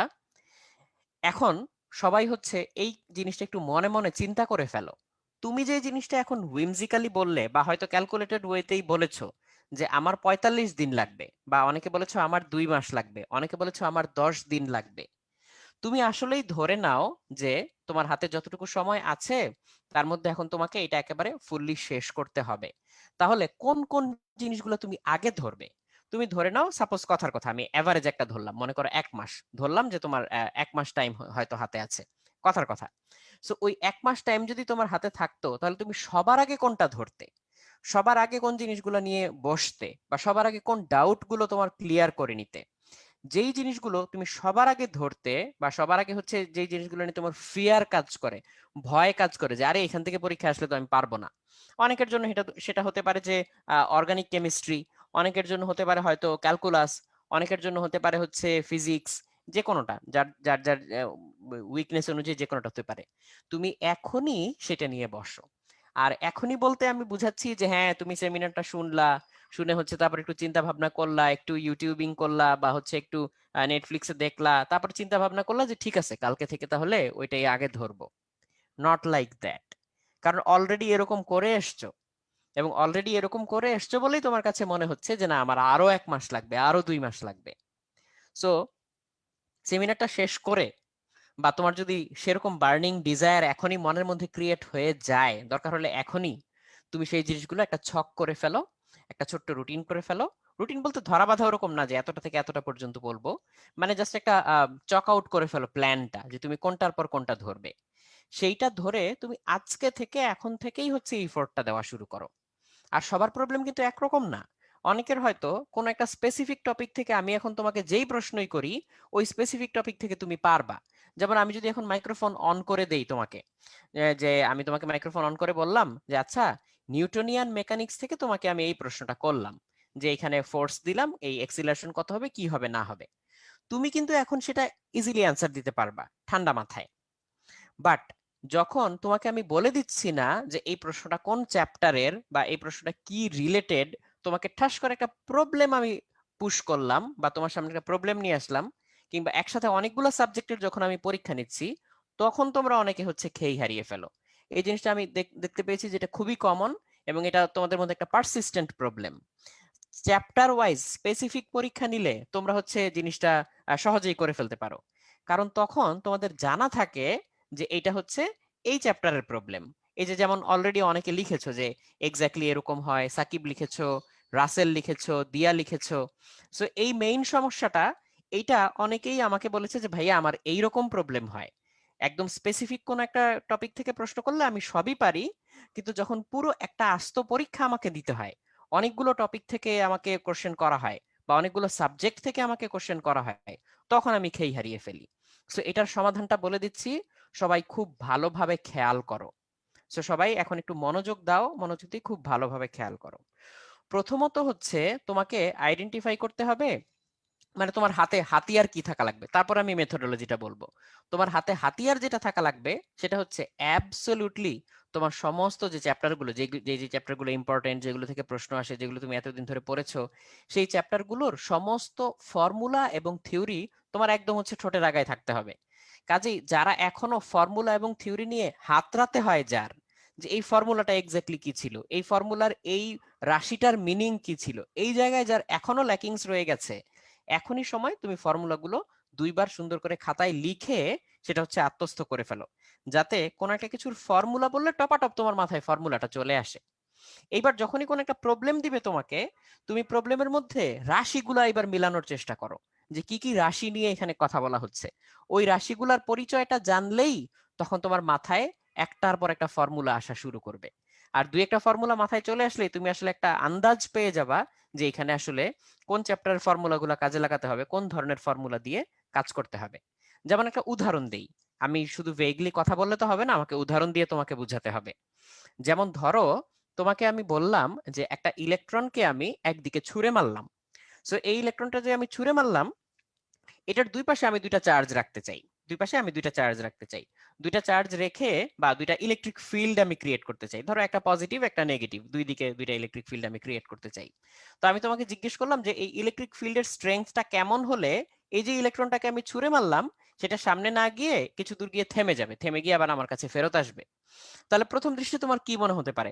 যেটা হচ্ছে ইলেকট্রন সংক্রান্ত একটা প্রবলেম, চার্জ সংক্রান্ত প্রবলেম, দুই পাশে আমি আবার ইলেকট্রিক ফিল্ড ক্রিয়েট করেছি, তাহলে এটা বোধহয় স্থির তড়িতের প্রবলেম। বাট একটু তুমি খেয়াল করে দেখো এটা কোন ধরনের প্রবলেম। জিনিসটা যাবে, গিয়ে থেমে আবার ফেরত আসবে, এটা আসলে হচ্ছে নিবৃত্তি বিভবের অঙ্ক, তাই না? নিবৃত্তি বিভবের প্রবলেম। তাহলে এটা গতিবিদ্যারও প্রবলেম না, এটা স্থির তড়িতেরও প্রবলেম না, এটা চুম্বকেরও প্রবলেম না, এটা হচ্ছে নিবৃত্তি বিভবের প্রবলেম। মডার্ন ফিজিক্স থেকে হচ্ছে এটা করা। সো আমি অলরেডি চ্যাটে তোমাদের রেসপন্স দেখতে পাচ্ছিলাম, অনেকে অনেক রকম কথা বলেছো। তাহলে যেই জিনিসটা যখন তুমি বুঝে ফেলবে যে ও আচ্ছা এখানে একটা ইলেকট্রন যাচ্ছে একটা বেগে, সেই ইলেকট্রনটাকে থামাতে হবে। থামানোর জন্য কি দরকার? এই যে ইলেকট্রিক ফিল্ড আমি ক্রিয়েট করেছি, যত ডিস্টেন্সে গিয়ে থামবে অত ডিস্টেন্স পর্যন্ত একটা ভোল্টেজ ডিফারেন্স পাবো আমি। তাহলে এটা নিবৃত্তি বিভবের ফর্মুলা দিয়ে করে ফেলা যাবে। সো এই আইডিয়াগুলো তখন তোমার মাথায় আনতে হবে। যখন তুমি এই ডট গুলো কানেক্ট করতে পারবে যে আচ্ছা একটা চার্জ কিছু দূর গিয়ে থামবে, তাহলে একটা ডিস্টেন্স আছে, একটা ইলেকট্রিক ফিল্ড আছে, ইলেকট্রিক ফিল্ড আর ডিস্টেন্স এই দুটো থেকে আমি ভোল্টেজ পেয়ে যেতে পারি, তাহলে এখান থেকে নিবৃত্তি বিভব বের করা যায়, এইরকম। সো এই কথাটাই আমি বলছিলাম যে সমস্ত চ্যাপ্টারের ফর্মুলাগুলো যদি তোমার একদম নখাগ্রে থাকে, তাহলে তুমি খুব সহজে এই কানেকশনটা মেক করতে পারবে, ডট গুলো কানেক্ট করতে পারবে। এটা হচ্ছে আমি একটা কমন প্রবলেমের হচ্ছে মোটামুটি একটা সলিউশনের কথা বললাম। বাট এটা থ্রু প্র্যাকটিস তোমাকে অর্জন করতে হবে বাকি যে টাইমটুকু আছে। আর আমি কথা বলতে বলতে তোমরা হচ্ছে আরেকটা কাজ করতে পারো।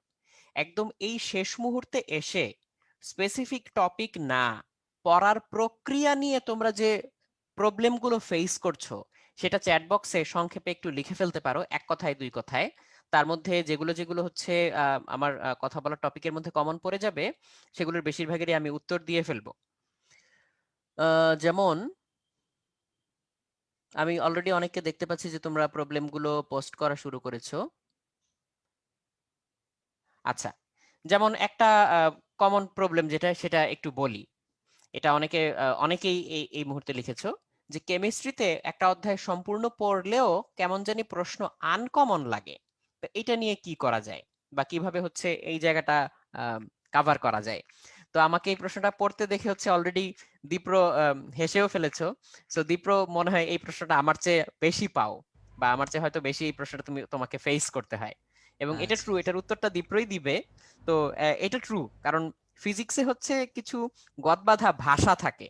সো ওই ভাষার মধ্যে পড়ে ভ্যালুগুলো চেঞ্জ হয় বা টপিকগুলো চেঞ্জ হয়, তোমাকে অঙ্ক করতে হয়। বাট কেমিস্ট্রিতে এক্স্যাক্টলি ওরকম গদবাঁধা ভাষাটা কম। সো একটা টপিক থেকে আমি নানান ভাবেই আসলে প্রশ্ন করতে পারি। তো দীপ্র বলছিলে কিছু, আমি তোমার কাছে চলে যাচ্ছি। জি ভাইয়া, তো এই ক্ষেত্রে কেমিস্ট্রির কোয়েশ্চেন গুলো কিন্তু ভাইয়া দুইটা প্যাটার্নের হয়।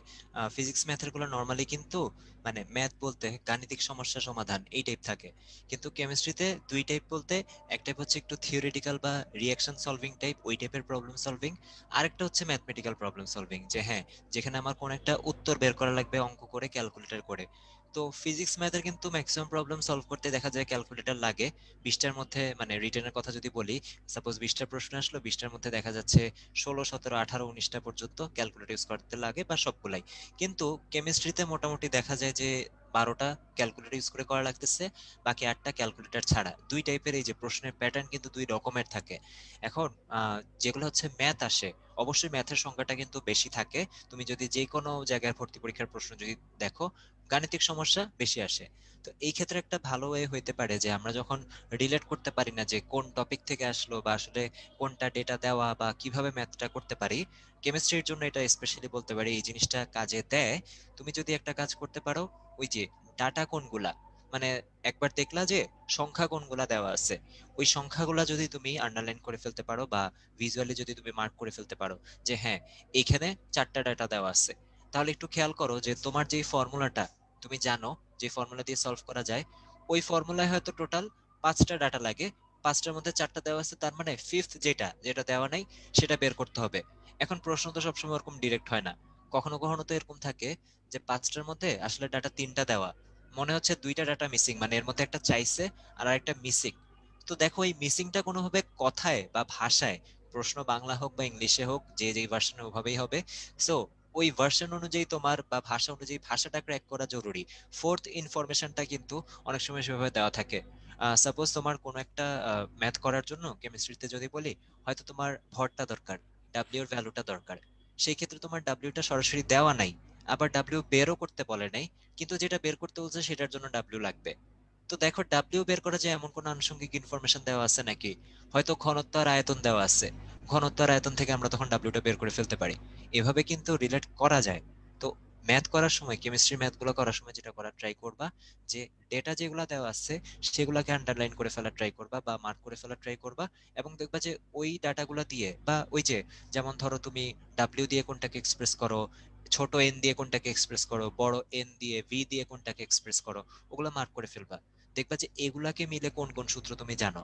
অবশ্যই নিশ্চয়ই একটা জানবা বা বড় জোর 2 থেকে 3টা, এবং সেই অনুযায়ী দেখবা যে আচ্ছা এই ম্যাথটা কোন চ্যাপ্টারে বা কোন টপিকের, সেভাবে তুমি ক্র্যাক করা ট্রাই করবা। আর কেমিস্ট্রিতে অনেক সময় যে ভাষাগত ব্যাপার স্যাপার থাকে, যেমন হচ্ছে যে তোমার যদি বলি কোনো কিছু একটা বাড়ানো, ওই যে এই টাইপের প্যাটার্ন আসলে ফিজিক্সেও থাকে, যে 3 গুণ বৃদ্ধি করা আর 3 গুণ করা দুইটা কিন্তু আলাদা জিনিস। যে কোনো একটা ভ্যালু 3 গুণ করা, ধরো আমার কাছে 10 আছে, 3 গুণ করা মানে হচ্ছে 10কে 3 দিয়ে গুণ দিয়ে 30 করা। আর 3 গুণ বৃদ্ধি করা মানে 10-এর সাথে আরো 3 গুণ 30 যোগ করে 40 করা। তো এই যে ডাটা ইন্টারপ্রিটেশনে আমাদের বিশাল একটা সমস্যা হয়।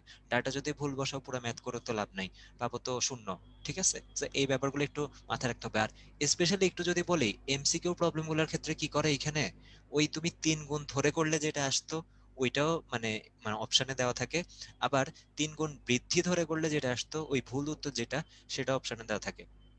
তো এই ক্ষেত্রে মাথায় রাখতে হবে, এই খুঁটিনাটি ব্যাপারগুলো সাবধান থাকতে হবে। আর যেগুলো হচ্ছে আসলে রিঅ্যাকশন সলভিং টাইপ বা হচ্ছে কনসেপচুয়াল, ওগুলা না মানে কিছু পার্টিকুলার টপিক আসলে থাকে যেগুলো থেকে বারবার প্রশ্ন এখন পর্যন্ত আসছে বা আসে। এটার জন্য সাজেস্ট করব, কেমিস্ট্রিতে যেসব থিওরিটিক্যাল টপিক আছে ওগুলার থিওরি পার্টটা বেশ ভালোভাবে পড়া। সেটার জন্য কনসেপ্ট বুক বলো বা আমাদের মেইন বই বলো, যেটাই বলো তোমার প্রিফারেন্স অনুযায়ী তুমি পড়তে পারো। কিন্তু একটু ফিল্টার করে নাও কোয়েশ্চেন ব্যাংক দেখে, যে হ্যাঁ এই টাইপের রিয়াকশন গুলো থেকে বেশি আসে। বা ধরো অর্গানিকে তোমার উইকনেস থাকতে পারে, তাহলে দেখো অর্গানিক আসলে কোন টপিক গুলো থেকে বেশি আসছে। হয়তো সমানুতা থেকে একটা কোয়েশ্চেন আসেই প্রত্যেকবার, কথার কথা বলছি আমি একদমই, বা অ্যারোমেটিক রিয়াকশন গুলো থেকে আসে। তো ওই জিনিসগুলো ফিল্টার করে ওগুলাকে না হলে শেষ মুহূর্তে তুমি কিভাবে, মানে নিশ্চয়ই আমাদের ক্লাসগুলোতে করেছো, দেখো আমাদের ক্লাসে ওই পিডিএফ গুলোতে, ক্লাসের পিডিএফ গুলো বা রেকর্ডিং যেটাই তোমার সুবিধা হয়, এখন তার রেকর্ডিং দেখে সময় নষ্ট করার মতো টাইম নেই, পিডিএফ দেখাটাই বেটার। পিডিএফ থেকে একবার রিভিউ করে নাও, তোমার ওই যে পরীক্ষায় যে প্রশ্নগুলো আসছে সলভিং রিলেটেড, এবং ক্লাসে যে কনসেপ্ট বা থিওরিটা পড়ানো হয়েছে, এই দুইটার সাথে মিলে নাকি, এভাবে তুমি কানেক্ট করো। এবং যেটা বলছি যে লাস্ট মোমেন্টে আসলে হাতে যদি সময় কম থাকে, সবচেয়ে বেশি প্রায়োরিটি দেওয়া উচিত আসলে তোমার কোয়েশ্চেন ব্যাংকে, বা অ্যাকচুয়ালি যেটা তোমার লাগবে, গদ বাঁধা একদম ফার্স্ট টু লাস্ট সব টপিক। তখন তুমি আরো ছোট ছিলা, ওই ছোট থাকতে তোমার আসলে ওগুলা, মানে ধরো 1 বছর আগে তো আমরা সবাই আর একটু ছোট ছিলাম, 1 বছর ছোট ছিলাম, ওই ছোট বয়সে আসলে সেগুলো পড়ে নেওয়া উচিত ছিল। যদি সেটা না পড়ে থাকো, এখন হচ্ছে যে অন পয়েন্ট, আর যদি পড়ে থাকো তাহলে তো আরো ভালো, টু দা পয়েন্ট জিনিসপত্রগুলো এখন গুছিয়ে ফেলা। সো এই তো, এটা ছিল উত্তর। আর আমরা আচ্ছা, তাহলে অন্য প্রশ্নে যেতে বিপ্র পারি। কথা বলতে বলতে আমি হচ্ছে চ্যাট গুলো দেখে দেখে কিছু প্রশ্ন লিস্ট ডাউন করেছি, দেখো তোমার সাথে মিলে যায় কিনা। এই প্রশ্নগুলো সবচেয়ে কমন। 1 নাম্বার হচ্ছে মনে থাকে না, 2 নাম্বার হচ্ছে কনসেন্ট্রেট করতে পারি না বেশিক্ষণ, 3 নাম্বার হচ্ছে কুইক রিভিশন কিভাবে দিব সেটা গুছিয়ে উঠতে পারছি না, 4 নাম্বার হচ্ছে অনেকগুলো সাবজেক্ট পড়ার সময় আমি কিভাবে পড়বো, ডেইলি কি সবগুলো সাবজেক্ট একটু করে পড়বো, নাকি ডেইলি একটা করে সাবজেক্ট পড়বো তারপর আবার পরের দিন আরেকটা করে সাবজেক্ট পড়বো। তারপরে আরেকটা হচ্ছে যে ভাইয়া যতই পড়ি কনফিডেন্স তো পাই না, স্টিল আমার কাছে মনে হয় আমি পারবো না। তারপরে লাস্ট হচ্ছে পার্সোনাল ডিসিপ্লিন, যে ভাইয়া আমার ঘুমে ধরে, একটু পরে পরে খিদা লাগে, আমি হচ্ছে ঠিকমতো পড়তে পারি না, মন মেজাজ খারাপ থাকে, খিটখিটে লাগে এরকম। সো তোমার সাথে যদি মিলে যায় তাহলে হচ্ছে একটা হ্যান্ড রেইজ করতে পারো, কিংবা হচ্ছে চ্যাট বক্সে লিখতে পারো যে হ্যাঁ ভাইয়া মিলে গেছে। সো এটাই বেশিরভাগের ক্ষেত্রে মিলে যাওয়ার কথা, মানে একটা কিংবা একাধিক সমস্যা তোমার হচ্ছে এর মধ্যে থাকতে পারে। আর কারো যদি একেবারে না মিলে, তাহলে আমি বলবো যে তুমি অলরেডি সেফ একটা পজিশনে আছো। এবার একটা একটা করে উত্তর দেই। কেউ কেউ লিখেছে যে ভাইয়া সবগুলোই মিলে গেছে এখন। সবগুলো মিলে গেলে তো বিপদ, তাহলে তোমাকে হচ্ছে বেশ ভালো রকম এখন যত্ন নিতে হবে, খাঁচায় ভরে বা চিড়িয়াখানায় রেখে। তো আমি একটা একটা করে উত্তর দেই। তো 1 নাম্বার প্রশ্ন হচ্ছে যে মনে থাকে না, এটা আমি কিভাবে কিউর করব। কোন জিনিস মনে থাকে না? তুমি একটা কাজ করো, তুমি মনে থাকে না স্বরূপ তো অনেক রকম, তোমরা অনেকে লিখেছো যে ভাইয়া এখনো হঠাৎ করে কোনো কোনো টপিক খুললে মনে হয় কি, হাই হাই এটা বুঝি নতুন, এটা আমি আগে কখনো পড়ি নাই, নতুন দেখতেছি এখন। সো আমি বলি মনে থাকে না জন্য কি করতে হবে। মনে থাকে না কয়েক রকম ক্যাটাগরি আছে, একটা হচ্ছে থিওরি মনে থাকে না, একটা হচ্ছে ইনফরমেশন মনে থাকে না, আর একটা হচ্ছে সূত্র মনে থাকে না। এই তিন ধরনের মনে থাকে না হচ্ছে মেইন। তুমি এখন প্রশ্ন ব্যাংক কিংবা হচ্ছে তোমার মেইন বই যেটাই থাকুক না কেন তোমার সামনে, যেখানে চ্যাপ্টার ওয়াইজ তোমার টপিক গুলো সাজানো, সেটা খুলে তুমি টপিক গুলো দেখো, জাস্ট চোখ বুলায় যাও। যখনই কোনো টপিক তোমার মনে হবে যে এই টপিকটা আমি ভুলে গেছি, জাস্ট ওই টপিকটা হাইলাইট করো, পড়ার দরকার নেই, এখন হাইলাইট করো। জাস্ট পুরা বইটা তুমি হচ্ছে এইভাবে একটার পর একটা পাতা উল্টায় যাও। আমি এই জিনিসটা করতাম এবং এটা মানে ম্যাজিকের মতো কাজ করে, বিলিভ মি। মানে তুমি এটা এক সপ্তাহ ট্রাই করলে তোমার কাছে মনে হবে যে এটা ম্যাজিক টাইপের কোনো একটা কিছু। জাস্ট পেজটা উল্টায় যাও, পেজটা উল্টায় যেই টপিকটাই তোমার কাছে মনে হবে একটু অপরিচিত, বা একটু মনে হবে যে মনে নাই, বা একটু খচখচ করবে মনের ভিতরে যে এটা হয়তো আমি ভুলে গেছি, ওই টপিকটা হচ্ছে হাইলাইট করো, ওই ফর্মুলাটা হাইলাইট করো, ওই ইনফরমেশনটা হাইলাইট করো। করে তারপরে এবার তুমি হচ্ছে প্রত্যেকটা চ্যাপ্টার অল্প টাইম করে রিভিশন দাও। সো এবার তুমি কি এক সাবজেক্ট ধরে রিভিশন দিবা নাকি মাল্টিপল সাবজেক্ট, এই প্রশ্নের উত্তরে আমি পরে আসবো। বাট তুমি যখন এখন রিভিশন দিবা, রিভিশন দেওয়ার সময় তোমার চোখ এখন কোথায় প্রথমে যাবে? একদম প্রথমে তোমার চোখ যাবে যেই জায়গাটায় তোমার সমস্যা, হাইলাইট করে রাখছো তো তুমি, ওই জায়গাটায় চোখ চলে যাবে, ওইটা বারবার হচ্ছে তোমার দেখা হবে। তো তুমি একবার দুবার রিভিশন দিলে এখন সবসময় আগে ওই চুম্বক অংশে তোমার নজর যাবে, এবং ব্রেইন বুঝবে যে দিস ইজ ইম্পর্ট্যান্ট, এটা আমাকে মনে রাখতে হবে। সাবকনশিয়াস মাইন্ডে এই মেসেজটা পৌঁছাবে, কনশিয়াস ব্রেইনে তুমি হচ্ছে এই জিনিসটা ঢুকাইতে পারতেছে না মাথায়, এই জন্য হচ্ছে তোমার এটা মনে থাকতেছে না। তো সাবকনশিয়াস মাইন্ডে এই জিনিসটা তখন মাথায় হচ্ছে ঢুকে যাবে। তো তুমি এরপরে 2-4 বার এরকম করলে তারপরে দেখবা কি ওইটা খুললে ওই ওই যেই জিনিসটা তোমার অস্বস্তির কারণ ছিল, ওইটা এখন পরিচিত বন্ধুর মতো মনে হবে।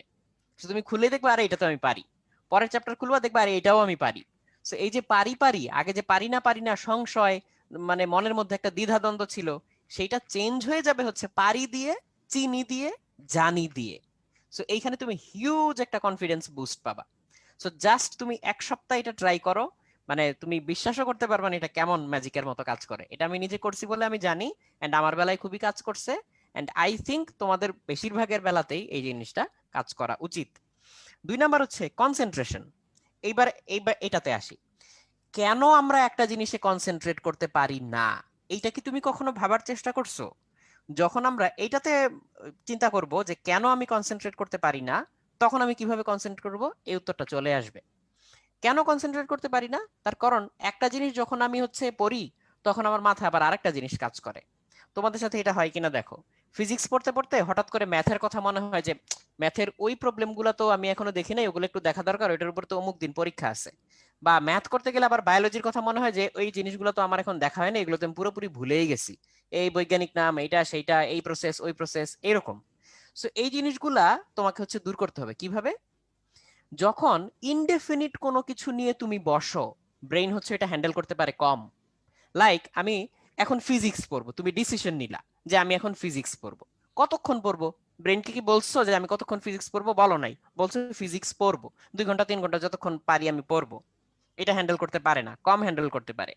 বাট তুমি যদি বলো যে আমি এখন 20 মিনিট ফিজিক্স পড়বো, এই 20 মিনিট আমি অন্য কোনো কিছু চিন্তা করব না, তাইলে না ব্রেইনের জন্য এটা অনেক বেশি সহজ এই 20 মিনিট কনসেন্ট্রেশন ধরে রাখা এবং এই 20 মিনিট অন্য কোনো কিছু চিন্তা না করা।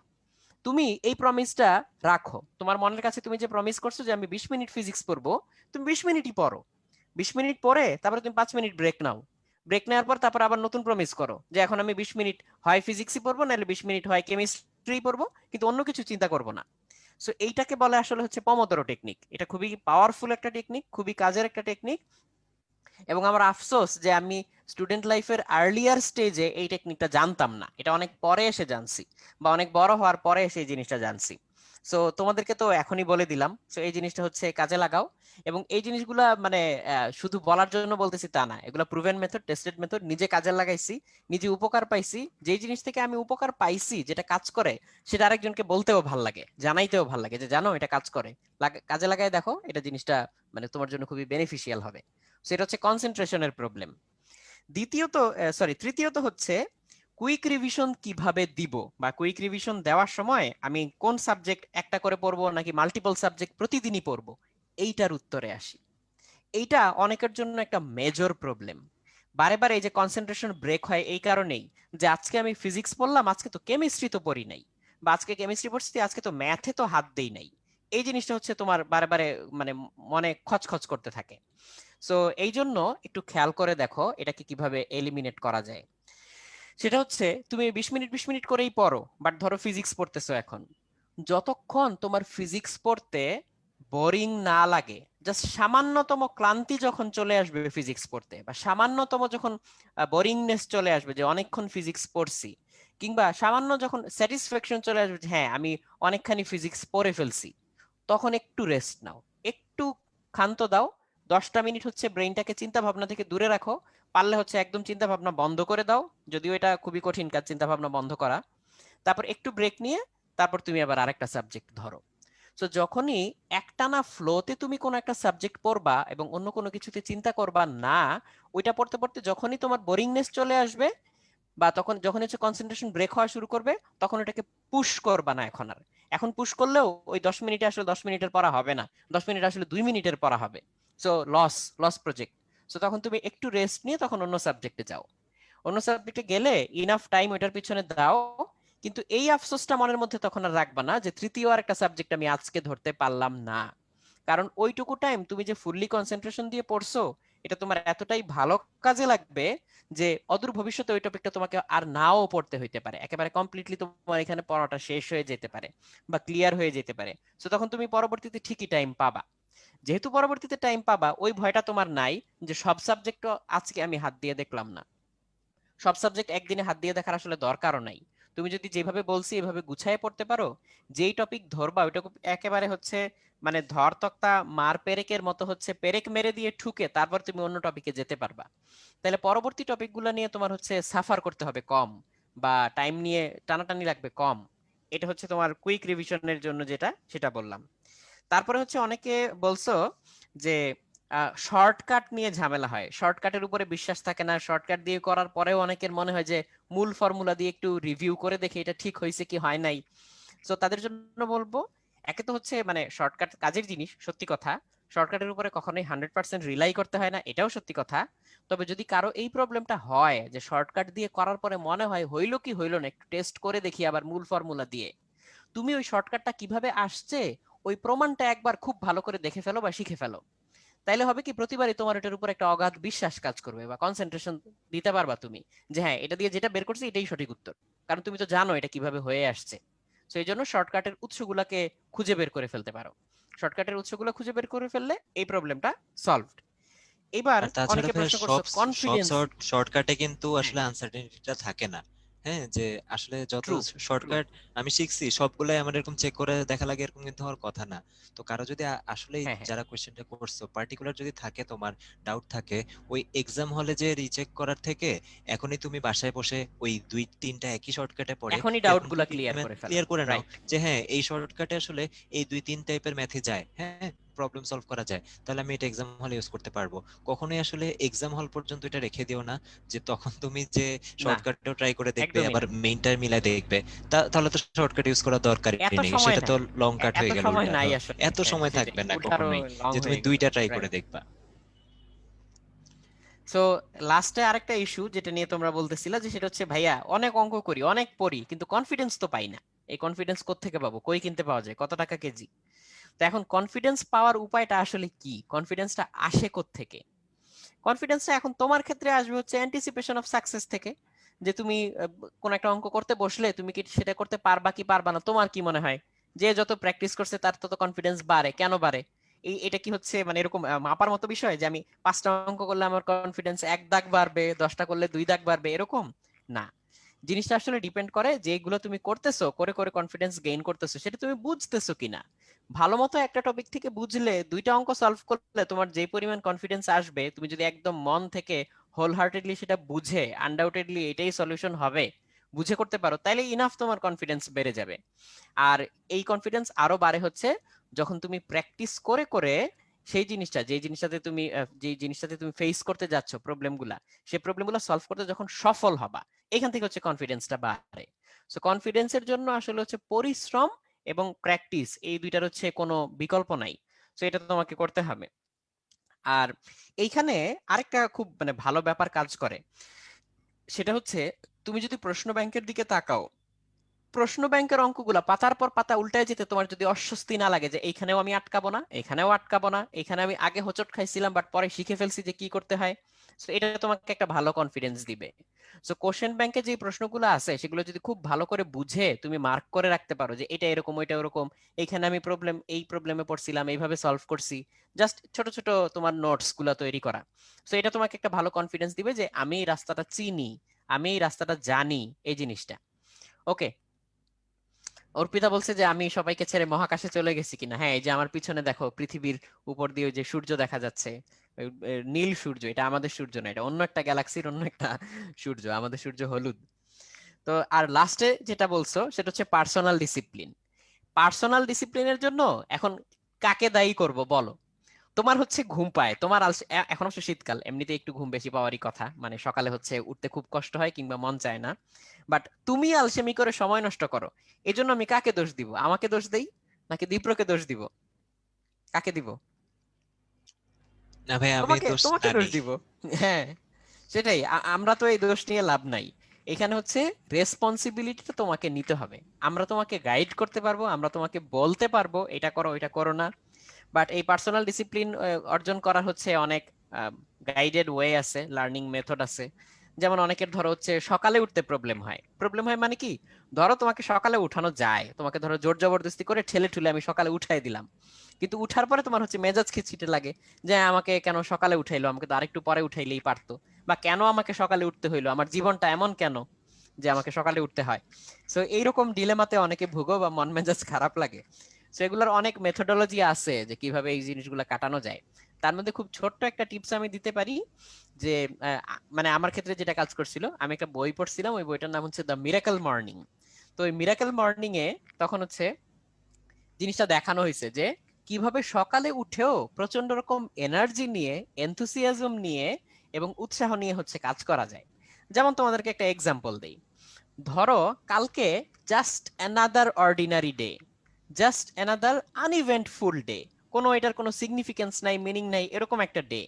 এরকম একটা ডেতে সকালে উঠতে তুমি কি বেশি এক্সাইটমেন্ট ফিল করো, নাকি তোমাকে যদি বলি যে আরে কালকে ঈদের দিন, তাহলে ঈদের আগের দিন রাত্রে তুমি যখন ঘুমাইতে যাও তখন তোমার মধ্যে সেই এক্সাইটমেন্টটা কাজ করে কিনা যে কালকে ঈদের দিন, কালকে আমি সকালে উঠবো, বা কালকে কোনো একটা উৎসবের দিন, কালকে হচ্ছে কোনো একটা ইভেন্টের দিন, তখন তোমার হচ্ছে সকালে উঠতে ওরকম এই ফিলিংটা হয়। সো এই যে জাস্ট একটা চিন্তা, একটা থট, ওই দিন কি সূর্য একটু বড় হয়ে ওঠে ঈদের দিন, বা একটু ছোট হয়ে ওঠে, বা যে কোনো উৎসবের দিন, বা ধরো ফ্যামিলি পিকনিকের দিন, ওই দিন কি হচ্ছে চাঁদ তারা অন্য দিক দিয়ে উঠে বা ডিফারেন্ট ওয়েতে ওঠে না? চেঞ্জটা কোথায়?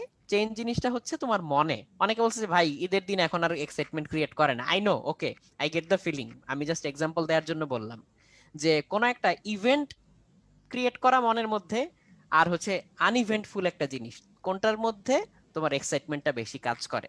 সো এটা আমি জাস্ট ছোট্ট একটা উদাহরণ দিলাম, এরকম বহুত মেথোডোলজি, বহুত টেকনিক, বহুত কিছু হচ্ছে ওই বইয়ের মধ্যে আছে। সো তুমি ইউটিউবে এটার সামারি দেখে ফেলতে পারো, বা যদি হচ্ছে নিজে ইন ডেপথ জানতে চাও বইটা পড়েও ফেলতে পারো এইরকম। সো এই জাস্ট মনের ব্যাপারটা, ছোট্ট একটা মেন্টাল চেঞ্জ তোমার এখানে অনেক বড় একটা চেঞ্জ নিয়ে আসতে পারে। সো আমাদের এই যে ফিজিক্যাল বডি, এটার উপরে হচ্ছে মনের দখল অনেক বেশি, তো এই জন্য হচ্ছে মনটাকে নিয়ন্ত্রণ করা বরং বেশি জরুরি। সো এই পার্সোনাল ডিসিপ্লিনের জায়গাগুলা, আমি কখন খাবো, কখন ঘুমাবো, কখন রেস্ট নিব, এই জায়গাগুলো তোমাকে হচ্ছে আস্তে আস্তে টেক কেয়ার করা শিখতে হবে। তো এই জায়গাটা হচ্ছে নিজের নিয়ন্ত্রণ আস্তে আস্তে প্রতিষ্ঠা করতে হবে নিজের মনের উপরে, নিজের শরীরের উপরে। তাহলে দেখবা যে তুমি মনকে তোমার মতো খাটায় নিচ্ছ, শরীরকে তোমার মতো খাটায় নিচ্ছ, তো তোমার যেটা অ্যাচিভ করা দরকার সেটা তুমি অ্যাচিভ করে নিতে পারতেছো। আচ্ছা, বইটার নাম বলতে বলতেছো, বইটার নাম হচ্ছে দ্য মিরাকল মর্নিং। বইটার নাম হচ্ছে দ্য মিরাকল মর্নিং। ওকে, তো তোমরা হচ্ছে যেই প্রবলেমগুলো আলোচনা করলাম এটার বাইরে যদি এই মুহূর্তে কেউ কোনো টিপস এন্ড ট্রিক্স কিংবা প্রবলেম নিয়ে আলোচনা করতে চাও, এবং সেটা যদি আমার এক্সপিরিয়েন্সে এবং লার্নিং এর মধ্যে থেকে থাকে, সেটা আমি আলোচনা করতে পারি। তো আমি তোমাদের চ্যাট বক্সে কমেন্টগুলো একটু দেখি। আর দীপ্র কিছু বলতে চাচ্ছিলা, তুমি আচ্ছা কন্টিনিউ হ্যাঁ। করতে পারো, আমি একটু আহ, প্রশ্নগুলো দেখে তো ফেলি। এই ক্ষেত্রে যেটা হচ্ছে যে একটা কমনই আসতেছিল, যে কমন প্রবলেম যেটা থাকে সকাল বেলা উঠার ব্যাপারটা। তো এখন তোমাদের অনেকেরই হয়তো একটা প্র্যাকটিস হয়ে গেছে, স্বাভাবিকভাবে আমাদের এই টাইমে একটা প্র্যাকটিস হয়ে গেছে যে আমরা হয়তো অনেকেই রাত জাগতে বেশি পছন্দ করি, সকালে হয়তো একটু দেরিতে ওঠা হয় এরকম। এখন মানে এই মোমেন্টে এসে, লাস্ট মোমেন্টে এসে যে হঠাৎ করে যে তুমি আবার চেঞ্জ করে ফেলতে পারবে, ব্যাপারটা কিন্তু ওরকমও না। যে আমি যদি তোমাকে বলি যে না, কালকে সকালে তোমাকে 7টাতেই উঠতে হবে, 8টাতেই উঠতে হবে, এবং তখন উঠে তোমার পড়াশোনা শুরু করতে হবে, ঠিক আছে? সো ওই যে ভাইয়া যেটা বললেন যে উঠে যদি মন মেজাজ ঠিকঠাক না থাকে, কনসেন্ট্রেট করতে না পারো, লাভ কিন্তু নাই। ওই 7টা থেকে 9টা বা 10টা পর্যন্ত তোমার ওই ঘুমের ঘোরেই মানে তুমি ঝিমাচ্ছ ঝিমাচ্ছ, ওভাবে গেল, তুমি আসলে পড়া হইলো না। সেটা কিন্তু লাভ নাই, বা সেটা ইফেক্টিভ হবে না। ইফেক্টিভ কখন হবে? যেই টাইমে পড়ছো সেটা যদি তুমি ইফেক্টিভলি সময়টা দিতে পারো। মানে আমার এখানে পয়েন্ট হচ্ছে, যার জন্য সকালবেলা উঠে পড়াটা মাথায় ঢুকে ভালো মতো, সে তখন পড়ো। আর যদি তোমার মনে হয় যে না, রাতে তোমার 12টায় ঘুমানো হচ্ছে, রাতে তুমি 2টা পর্যন্ত 2 ঘন্টা এক্সট্রা পড়ে তখন হয়তো পড়াটা ভালো হয়। দেখা যায় যে অনেক সময় এটা হয় অনেকের, যে আশেপাশে মানুষজন থাকে না কেউ, সবাই ঘুমে টুমে থাকে, তারপর নয়েজও খুব একটা আসে না, এরকম হয়। সো আমি তাহলে রাতে পড়ি। তো তোমার জন্য যদি পড়াটা রাতে হয়ে থাকে, যেটা তোমরা চ্যাট বক্সে অনেকে লিখছিলে এতক্ষণ, যে সকালে উঠতে না পারা ব্যাপারটা, তাহলে হ্যাঁ, এই শেষ মুহূর্তে তোমার জোর করে সেটা চেঞ্জ করা লাগবে না। সেটা অবশ্যই একটা ফ্যাক্টর যে আমাদের বডির যে বায়োলজিক্যাল ক্লক, মানে তোমার ক্লক আসলে কখন, বডির এই ইন্টারনাল ক্লকটা তোমাকে কখন আসলে ঘুমাইতে বলে, কখন ঘুম থেকে উঠতে বলে, কখন তোমার জন্য খাওয়ার টাইম তোমাকে রিমেম্বার করে দেয়, এই ব্যাপারগুলো কিন্তু পার্সন টু পার্সন ভ্যারি করে। তো অনেক দিনের একটা অ্যাডজাস্টমেন্ট করা জিনিস কিন্তু হঠাৎ করে তুমি এখন আজকেই চেঞ্জ করে ফেলতে পারবে না। অবশ্যই যদি চেঞ্জ করার ডিটারমিনেশন থাকে, 1 দিন 2 দিন 1 সপ্তাহ 1 মাস এভাবে চেঞ্জ করতে পারবে। কিন্তু যেটা বললাম যে এই সময়টা সবচেয়ে জরুরি হচ্ছে, যেই টাইমটা তুমি সবচেয়ে দিতে পারছো পড়ার পিছনে, যে হ্যাঁ, এখন আমার পড়তে ভাল লাগতেছে, তাহলে এখন আমি পড়বো। সেটা যদি রাতে হয়, বিকালে হয়, দুপুরে হয়, দিন হয়, এরকম মানে বেলা করে বা ঘড়ি দেখে পড়ার টাইম কিন্তু সেটা নাই। আচ্ছা, আর ঘড়ি দেখে পড়ার টাইম থেকে একটা কথা মনে পড়লো। অনেকে একটা কথা বলো যে ভাইয়া কত ঘন্টা পড়লে আসলে ঠিকঠাক মনে হবে। দেখো, এটা কিন্তু মানে কোনো নির্দিষ্ট প্যারামিটার না যে আসলে কত ঘন্টা। এক একজনের জন্য মানে, ধরো যার প্রিপারেশনটা একটু কম, একটু দুর্বল, যার একটু বেশি পড়া লাগবে, তার অবশ্যই, যার প্রিপারেশন ভালো তার থেকে একটু বেশি পড়া লাগবে, এটাই স্বাভাবিক। তা এখন তোমার অপটিমাম মানে একটা, ওই যে তোমরা পড়ছো অত্যানুকূল তাপমাত্রা চাপ, হ্যাঁ, কতটুকু আসলে সুইটেবল, হ্যাঁ, আছে না এরকম ব্যাপার যে ওই যে কেমিস্ট্রিতে কিছু কিছু রিয়াকশনে তাপমাত্রা বেশি দিলেও খারাপ অনেক, আবার অনেক কম দিলেও খারাপ। একটা অপটিমাম টেম্পারেচার থাকা লাগে, অনেক বেশিও না অনেক কমও না। সো ওই টাইমিংটা হচ্ছে একটা অপটিমাম টাইমিং, যে তোমার জন্য কোনটা আসলে সুইটেবল। এবং অপটিমাম টাইমিংটা যদি ভাইয়া একটা ঘড়ি ধরে বলে দিই যে এত ঘন্টা, সেটা না আসলে, যারা অলরেডি এর থেকে বেশি পড়তেছো তাদের মনে হবে যে না, তাহলে এত পড়ে কি হবে, অপটিমাম টাইমিং তো ভাইয়া বলছে এটা। আর যারা কম পড়তেছো তারা হঠাৎ করে প্রেসারে পড়ে যাবে, আমি তো এত ঘন্টা কম পড়তেছি। বাট একটু যদি আমি মানে একটা রাফ যদি আইডিয়া দেই, অ্যাডমিশন টাইমে বা এই ধরনের ক্রুশিয়াল টাইমে যেখানে রেজাল্ট হয়ে গেছে, যে কোনো টাইমে অ্যাডমিশন টেস্টের যে অ্যানাউন্সমেন্ট আসতে পারে, সেটা বললাম তো 1 মাস 2 মাস 3 মাস পর, যেদিনে হোক না তো কেন, হবে তো। সো এই লাস্ট মুহূর্তে আসলে তোমার বেশ ভালো পরিমাণ সময়টাই দেওয়া উচিত। তোমার দেখা উচিত যে তোমার সিলেবাস যতটুকু বাকি, বা যে যে টপিকগুলো ভুলে গেছো, বা যে যে টপিকগুলো বারবার দেখতে হবে, সেগুলো আসলে কেমন টাইম দেওয়া দরকার, ওই অনুযায়ী নিজের টাইমটা ঠিক করো। হ্যাঁ, যেমন আমি একটা কথা কমনলি বলতে পারি, দিনে 24 ঘন্টার মধ্যে তুমি যদি একটা অ্যাডমিশন ক্যান্ডিডেট হয়ে 4 ঘন্টা পড়াশোনা করো, সেটা কোনো পড়াশোনাই না। এখন তোমার প্রিপারেশন যতই ভালো হোক না কেন, তুমি যদি ডিটারমাইন্ডও থাকো বইটা ফার্স্ট হবা, হইতেই পারো, কিন্তু ওইভাবে তোমার মানে এখনই নিজেকে ওই জায়গায় নিয়ে যাওয়া দরকার নেই। ঠিক আছে, তাহলে 4 ঘন্টা পড়লেই তো হচ্ছে, এক্সট্রা পড়ে কি করব? এক্সট্রা পড়ে রাখো, একই টপিক বারবার দেখে রাখো, একটা বইয়ের প্রবলেম সলভ করা হয়ে গেলে আরেকটা বইয়ের প্রবলেম সলভ করো, সময় দাও। আর যদি সিলেবাসে অলরেডি ল্যাকিংস থেকে থাকে, সেই ক্ষেত্রে 4 ঘন্টা কেন, তোমার যদি মনে হয় 24 ঘন্টার মধ্যে 10 12 ঘন্টা পড়াটা আমার জন্য জরুরি, সেটা করো। এটা একদমই হচ্ছে তোমার উপর, যে তোমার টাইমটা কেমন দেওয়া উচিত। তবে ওই যে যেটা বললাম না, 24 ঘন্টার মধ্যে অবশ্যই মানে 18 ঘন্টা 20 ঘন্টা পড়াটাও যেমন প্র্যাকটিক্যাল না, আবার এই সময় এসে 2 4 ঘন্টাটাও প্র্যাকটিক্যাল না। মোটামুটি মাঝামাঝি টাইমের আশেপাশে যে কোনো কিছু হয়তো তোমার জন্য সুইটেবল, সেটা আমি আমি যেটা এখন বললাম বলবো তোমার যে প্রিপারেশন তোমার, অনুযায়ী। আমি এখন বলবো যে আসলে তোমার এভরি কনসাস ইফোর্ট আসলে এখানে দেওয়া উচিত। তোমার সামনে যখনই কোনো চয়েস আসবে যে আমি কি এখন তাহলে কি পড়বো নাকি যাই একটু দেখি নেটফ্লিক্স দেখি বা রাত্রে একটু স্ন্যাক্স বানাই, স্ন্যাক্স খাইতে খাইতে টিভি দেখি, তখনই তোমার আসলে চিন্তা করা উচিত যে এটাতে কি আমি পিছিয়ে পড়বো নাকি হচ্ছে এগিয়ে যাব। তো তখন তোমার হচ্ছে ডিসিশনটা নিজের ভিতর থেকে আসবে আর কি। অনেকে জিজ্ঞেস করছো যে ভাইয়া তপন স্যারের উদাহরণের অঙ্ক করলে হবে না। আমি খালি একটা কথাই বলবো যে এত লো ইফোর্ট দিয়ে তুমি কিভাবে এক্সপেক্ট করো যে তুমি সবার সাথে কম্পিট করবা। না তুমি যদি আসলে এই ভাইয়া এই এতদিন পরে এই ধরনের কোয়েশ্চেন যখন চলে আসে করো, আসলে যে খালি এটা করলে হবে নাকি, এটা বাদ দিলে হবে নাকি, তাহলেই বুঝতে হবে তোমার মানে টার্গেটের সাথে এফোর্টের বিশাল একটা গ্যাপ আছে। গ্যাপ যখন আছে, তোমার তুমি এরকম আসলে মনে নিজেই হবে, চাও না, তুমি তুমি হ্যাঁ, নিজেই আসলে চাও না ভালো তোমার দিক জায়গায় থেকে আসলে ওই ভর্তি জিনিসটা হতে। নাই যে আচ্ছা ঠিক আছে আমি বাকি সবাই তোমার আসলে যেখানে, এখনো মন থেকে আসে না এই জিনিসটা। হ্যাঁ সবাই যেখানে সব পড়িয়ে করে ফেলতেছে, যেমন অনেকের কোয়েশ্চেন থাকে খালি কোয়েশ্চেন ব্যাংক করলে হবে নাকি, ভাই এখন কোয়েশ্চেন ব্যাংকে প্রায়োরিটি দিতে বলতেছি, কিন্তু এইটা বলি নাই যে এখন খালি কোয়েশ্চেন ব্যাংক পড়ো, অন্য কিছু পড়া দরকার নাই। সো এই ব্যাপারগুলো নিজের বুঝতে হবে।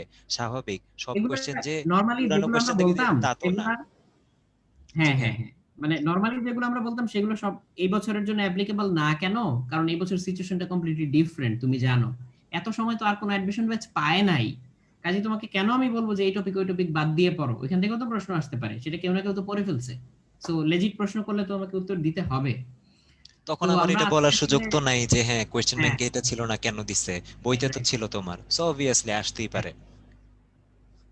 আচ্ছা আমরা আজকে মোটামুটি এখানে আসলে শেষ করব। আমি এইমাত্র একটু হাসান ভাইয়ের কাছ থেকে খবর পেলাম যে সোহাগ ভাইয়ার তো আমাদের সাথে জয়েন করার কথা ছিল, বাট ভাইয়ার শ্রদ্ধেয় মা এখন অসুস্থ আছেন, তো ভাইয়া আন্টিকে নিয়ে একটু হসপিটালে আছেন, কিছু টেস্ট চলছে। তো তোমরা সবাই একটু আন্টির জন্য দোয়া করো যাতে আন্টি দ্রুত সুস্থ হয়ে যান এবং ভাইয়াকে আমরা হচ্ছে আমাদের সাথে সবসময় পাই। তো আমরা আজকে আর দীর্ঘায়িত করব না, অলরেডি 8টার উপরে বেজে গিয়েছে। তো শুধু একটা কথাই বলবো যে বাকি যে সময়টুকু আছে তুমি একদম 100% ইফিসিয়েন্সির সাথে কাজে লাগাও। আর যে কোনো কাজ করার পর তুমি নিজেকে প্রশ্ন করো যে আমি কি এর চেয়ে বেটার এফোর্ট দিতে পারতাম কিনা। যদি তোমার বিন্দু মাত্র মনে হয় যে হ্যাঁ আমি এর চেয়ে বেশি এফোর্ট দিতে পারতাম, দাও। দ্যাটস ইট, কন্টিনিউয়াস ইমপ্রুভমেন্টের মধ্যে থাকো। তোমাদের প্রতি মন থেকে দোয়া রইলো, ভালোবাসা রইলো। আর অবশ্যই আফসোসটা রাখবা না, হ্যাঁ, যা আফসোস মানে ক্লিয়ার করার এখনই করে নাও, যাতে তোমার আজকে থেকে 1 মাস 2 মাস বা অ্যাডমিশন টেস্টে পরীক্ষার হলে তখন যে বা পরীক্ষার রেজাল্ট দেওয়ার পর তখন যাতে মনে হয় ইস ওই টপিকটা যদি দেখে আসতাম, ওই টপিকটা যদি পড়ে আসতাম, বা দিনে যদি আরো 1 ঘন্টা পড়ে নিতাম, ওই আফসোস করার থেকে আফসোস যাতে ভবিষ্যতে না করতে হয় এখনই সেটা ক্লিয়ার করে নেওয়া ভালো। কারণ এই আসলে এখন আফসোস করো যাতে জিনিসটা আফসোস না থাকে। খুবই মানে খারাপ। এটা তোমরা সামনের দিনে যখন যে আফসোস আসলে লাইফে বাড়ে তখন তুমি বুঝতে পারবা যে কোন কোন জায়গায় আসলে আমি সময়টা ওইখানে নষ্ট না করে এখানে দিলে আজকে এই আফসোসটা করতে হইতো না। সো এটাই আজকে আমাদের মানে তোমাদের রেজাল্টের পরবর্তী যেই আমাদের সেমিনার এটাই ছিল। সামনে তোমাদেরকে নিয়ে যে ফাইনাল মডেল টেস্ট বা প্রোগ্রাম আমাদের হবে এটার ব্যাপারে বিস্তারিত আমরা আরেকটা ওরিয়েন্টেশন সেমিনারের মধ্যে জানিয়ে দিব। তোমরা অ্যাজ ইউজুয়াল এসএমএস তো পেয়েই যাবে, ফেসবুক লাইভেও আমাদের সাথে যুক্ত হতে পারবে। তো যারা এতক্ষণ ধরে আমাদের সাথে ছিলে আশা করি আজকে আমাদের কথাবার্তাগুলো তোমাদের কাজে লাগবে। এবং শুধুমাত্র এখন শুনলা শুনে ব্যাস শেষ, এখন আবার একটু ফেসবুক দেখে ইউটিউব দেখে ভুলে যাই রাতে ঘুমায় যাই, ওইটা না। যতটুকু শুনছো যতটুকু ইফেক্টিভ মনে হবে ততটুকু যাতে তুমি 100% কাজে লাগাও, ঠিক এই মুহূর্ত থেকে এই লাইফটা শেষ হওয়ার পর থেকেই। এবং কখন পর্যন্ত কাজে লাগবে? অ্যাডমিশন টেস্টে তোমার যেই ডেস্টিনেশন, তুমি নিজেকে যেখানে দেখতে চাও, নিজের জন্য যে পজিশনটা গেইন করতে চাও, নিজের মা বাবাকে খুশি করার জন্য যে পজিশনটা গেইন করতে চাও, সেখানে না যাওয়া পর্যন্ত ওই ম্যাক্সিমাম এফোর্টটা দিয়ে দাও। অ্যাডমিশন টেস্টে শর্টকাট একটু কম একটু বেশি এই জাতীয় কিছু নাই, যতটুকু করতে হবে তোমার দিক থেকে তোমার ম্যাক্সিমামটাই দিতে হবে। তাহলে সবাইকে অসংখ্য ধন্যবাদ আমাদের সাথে এতক্ষণ থাকার জন্য। আসসালামু আলাইকুম সবাইকে, আজকে এখানেই শেষ করছি। আল্লাহ হাফেজ, সবাই ভালো থাকো, অনেক সুস্থ থাকো। আল্লাহ হাফেজ সবাই।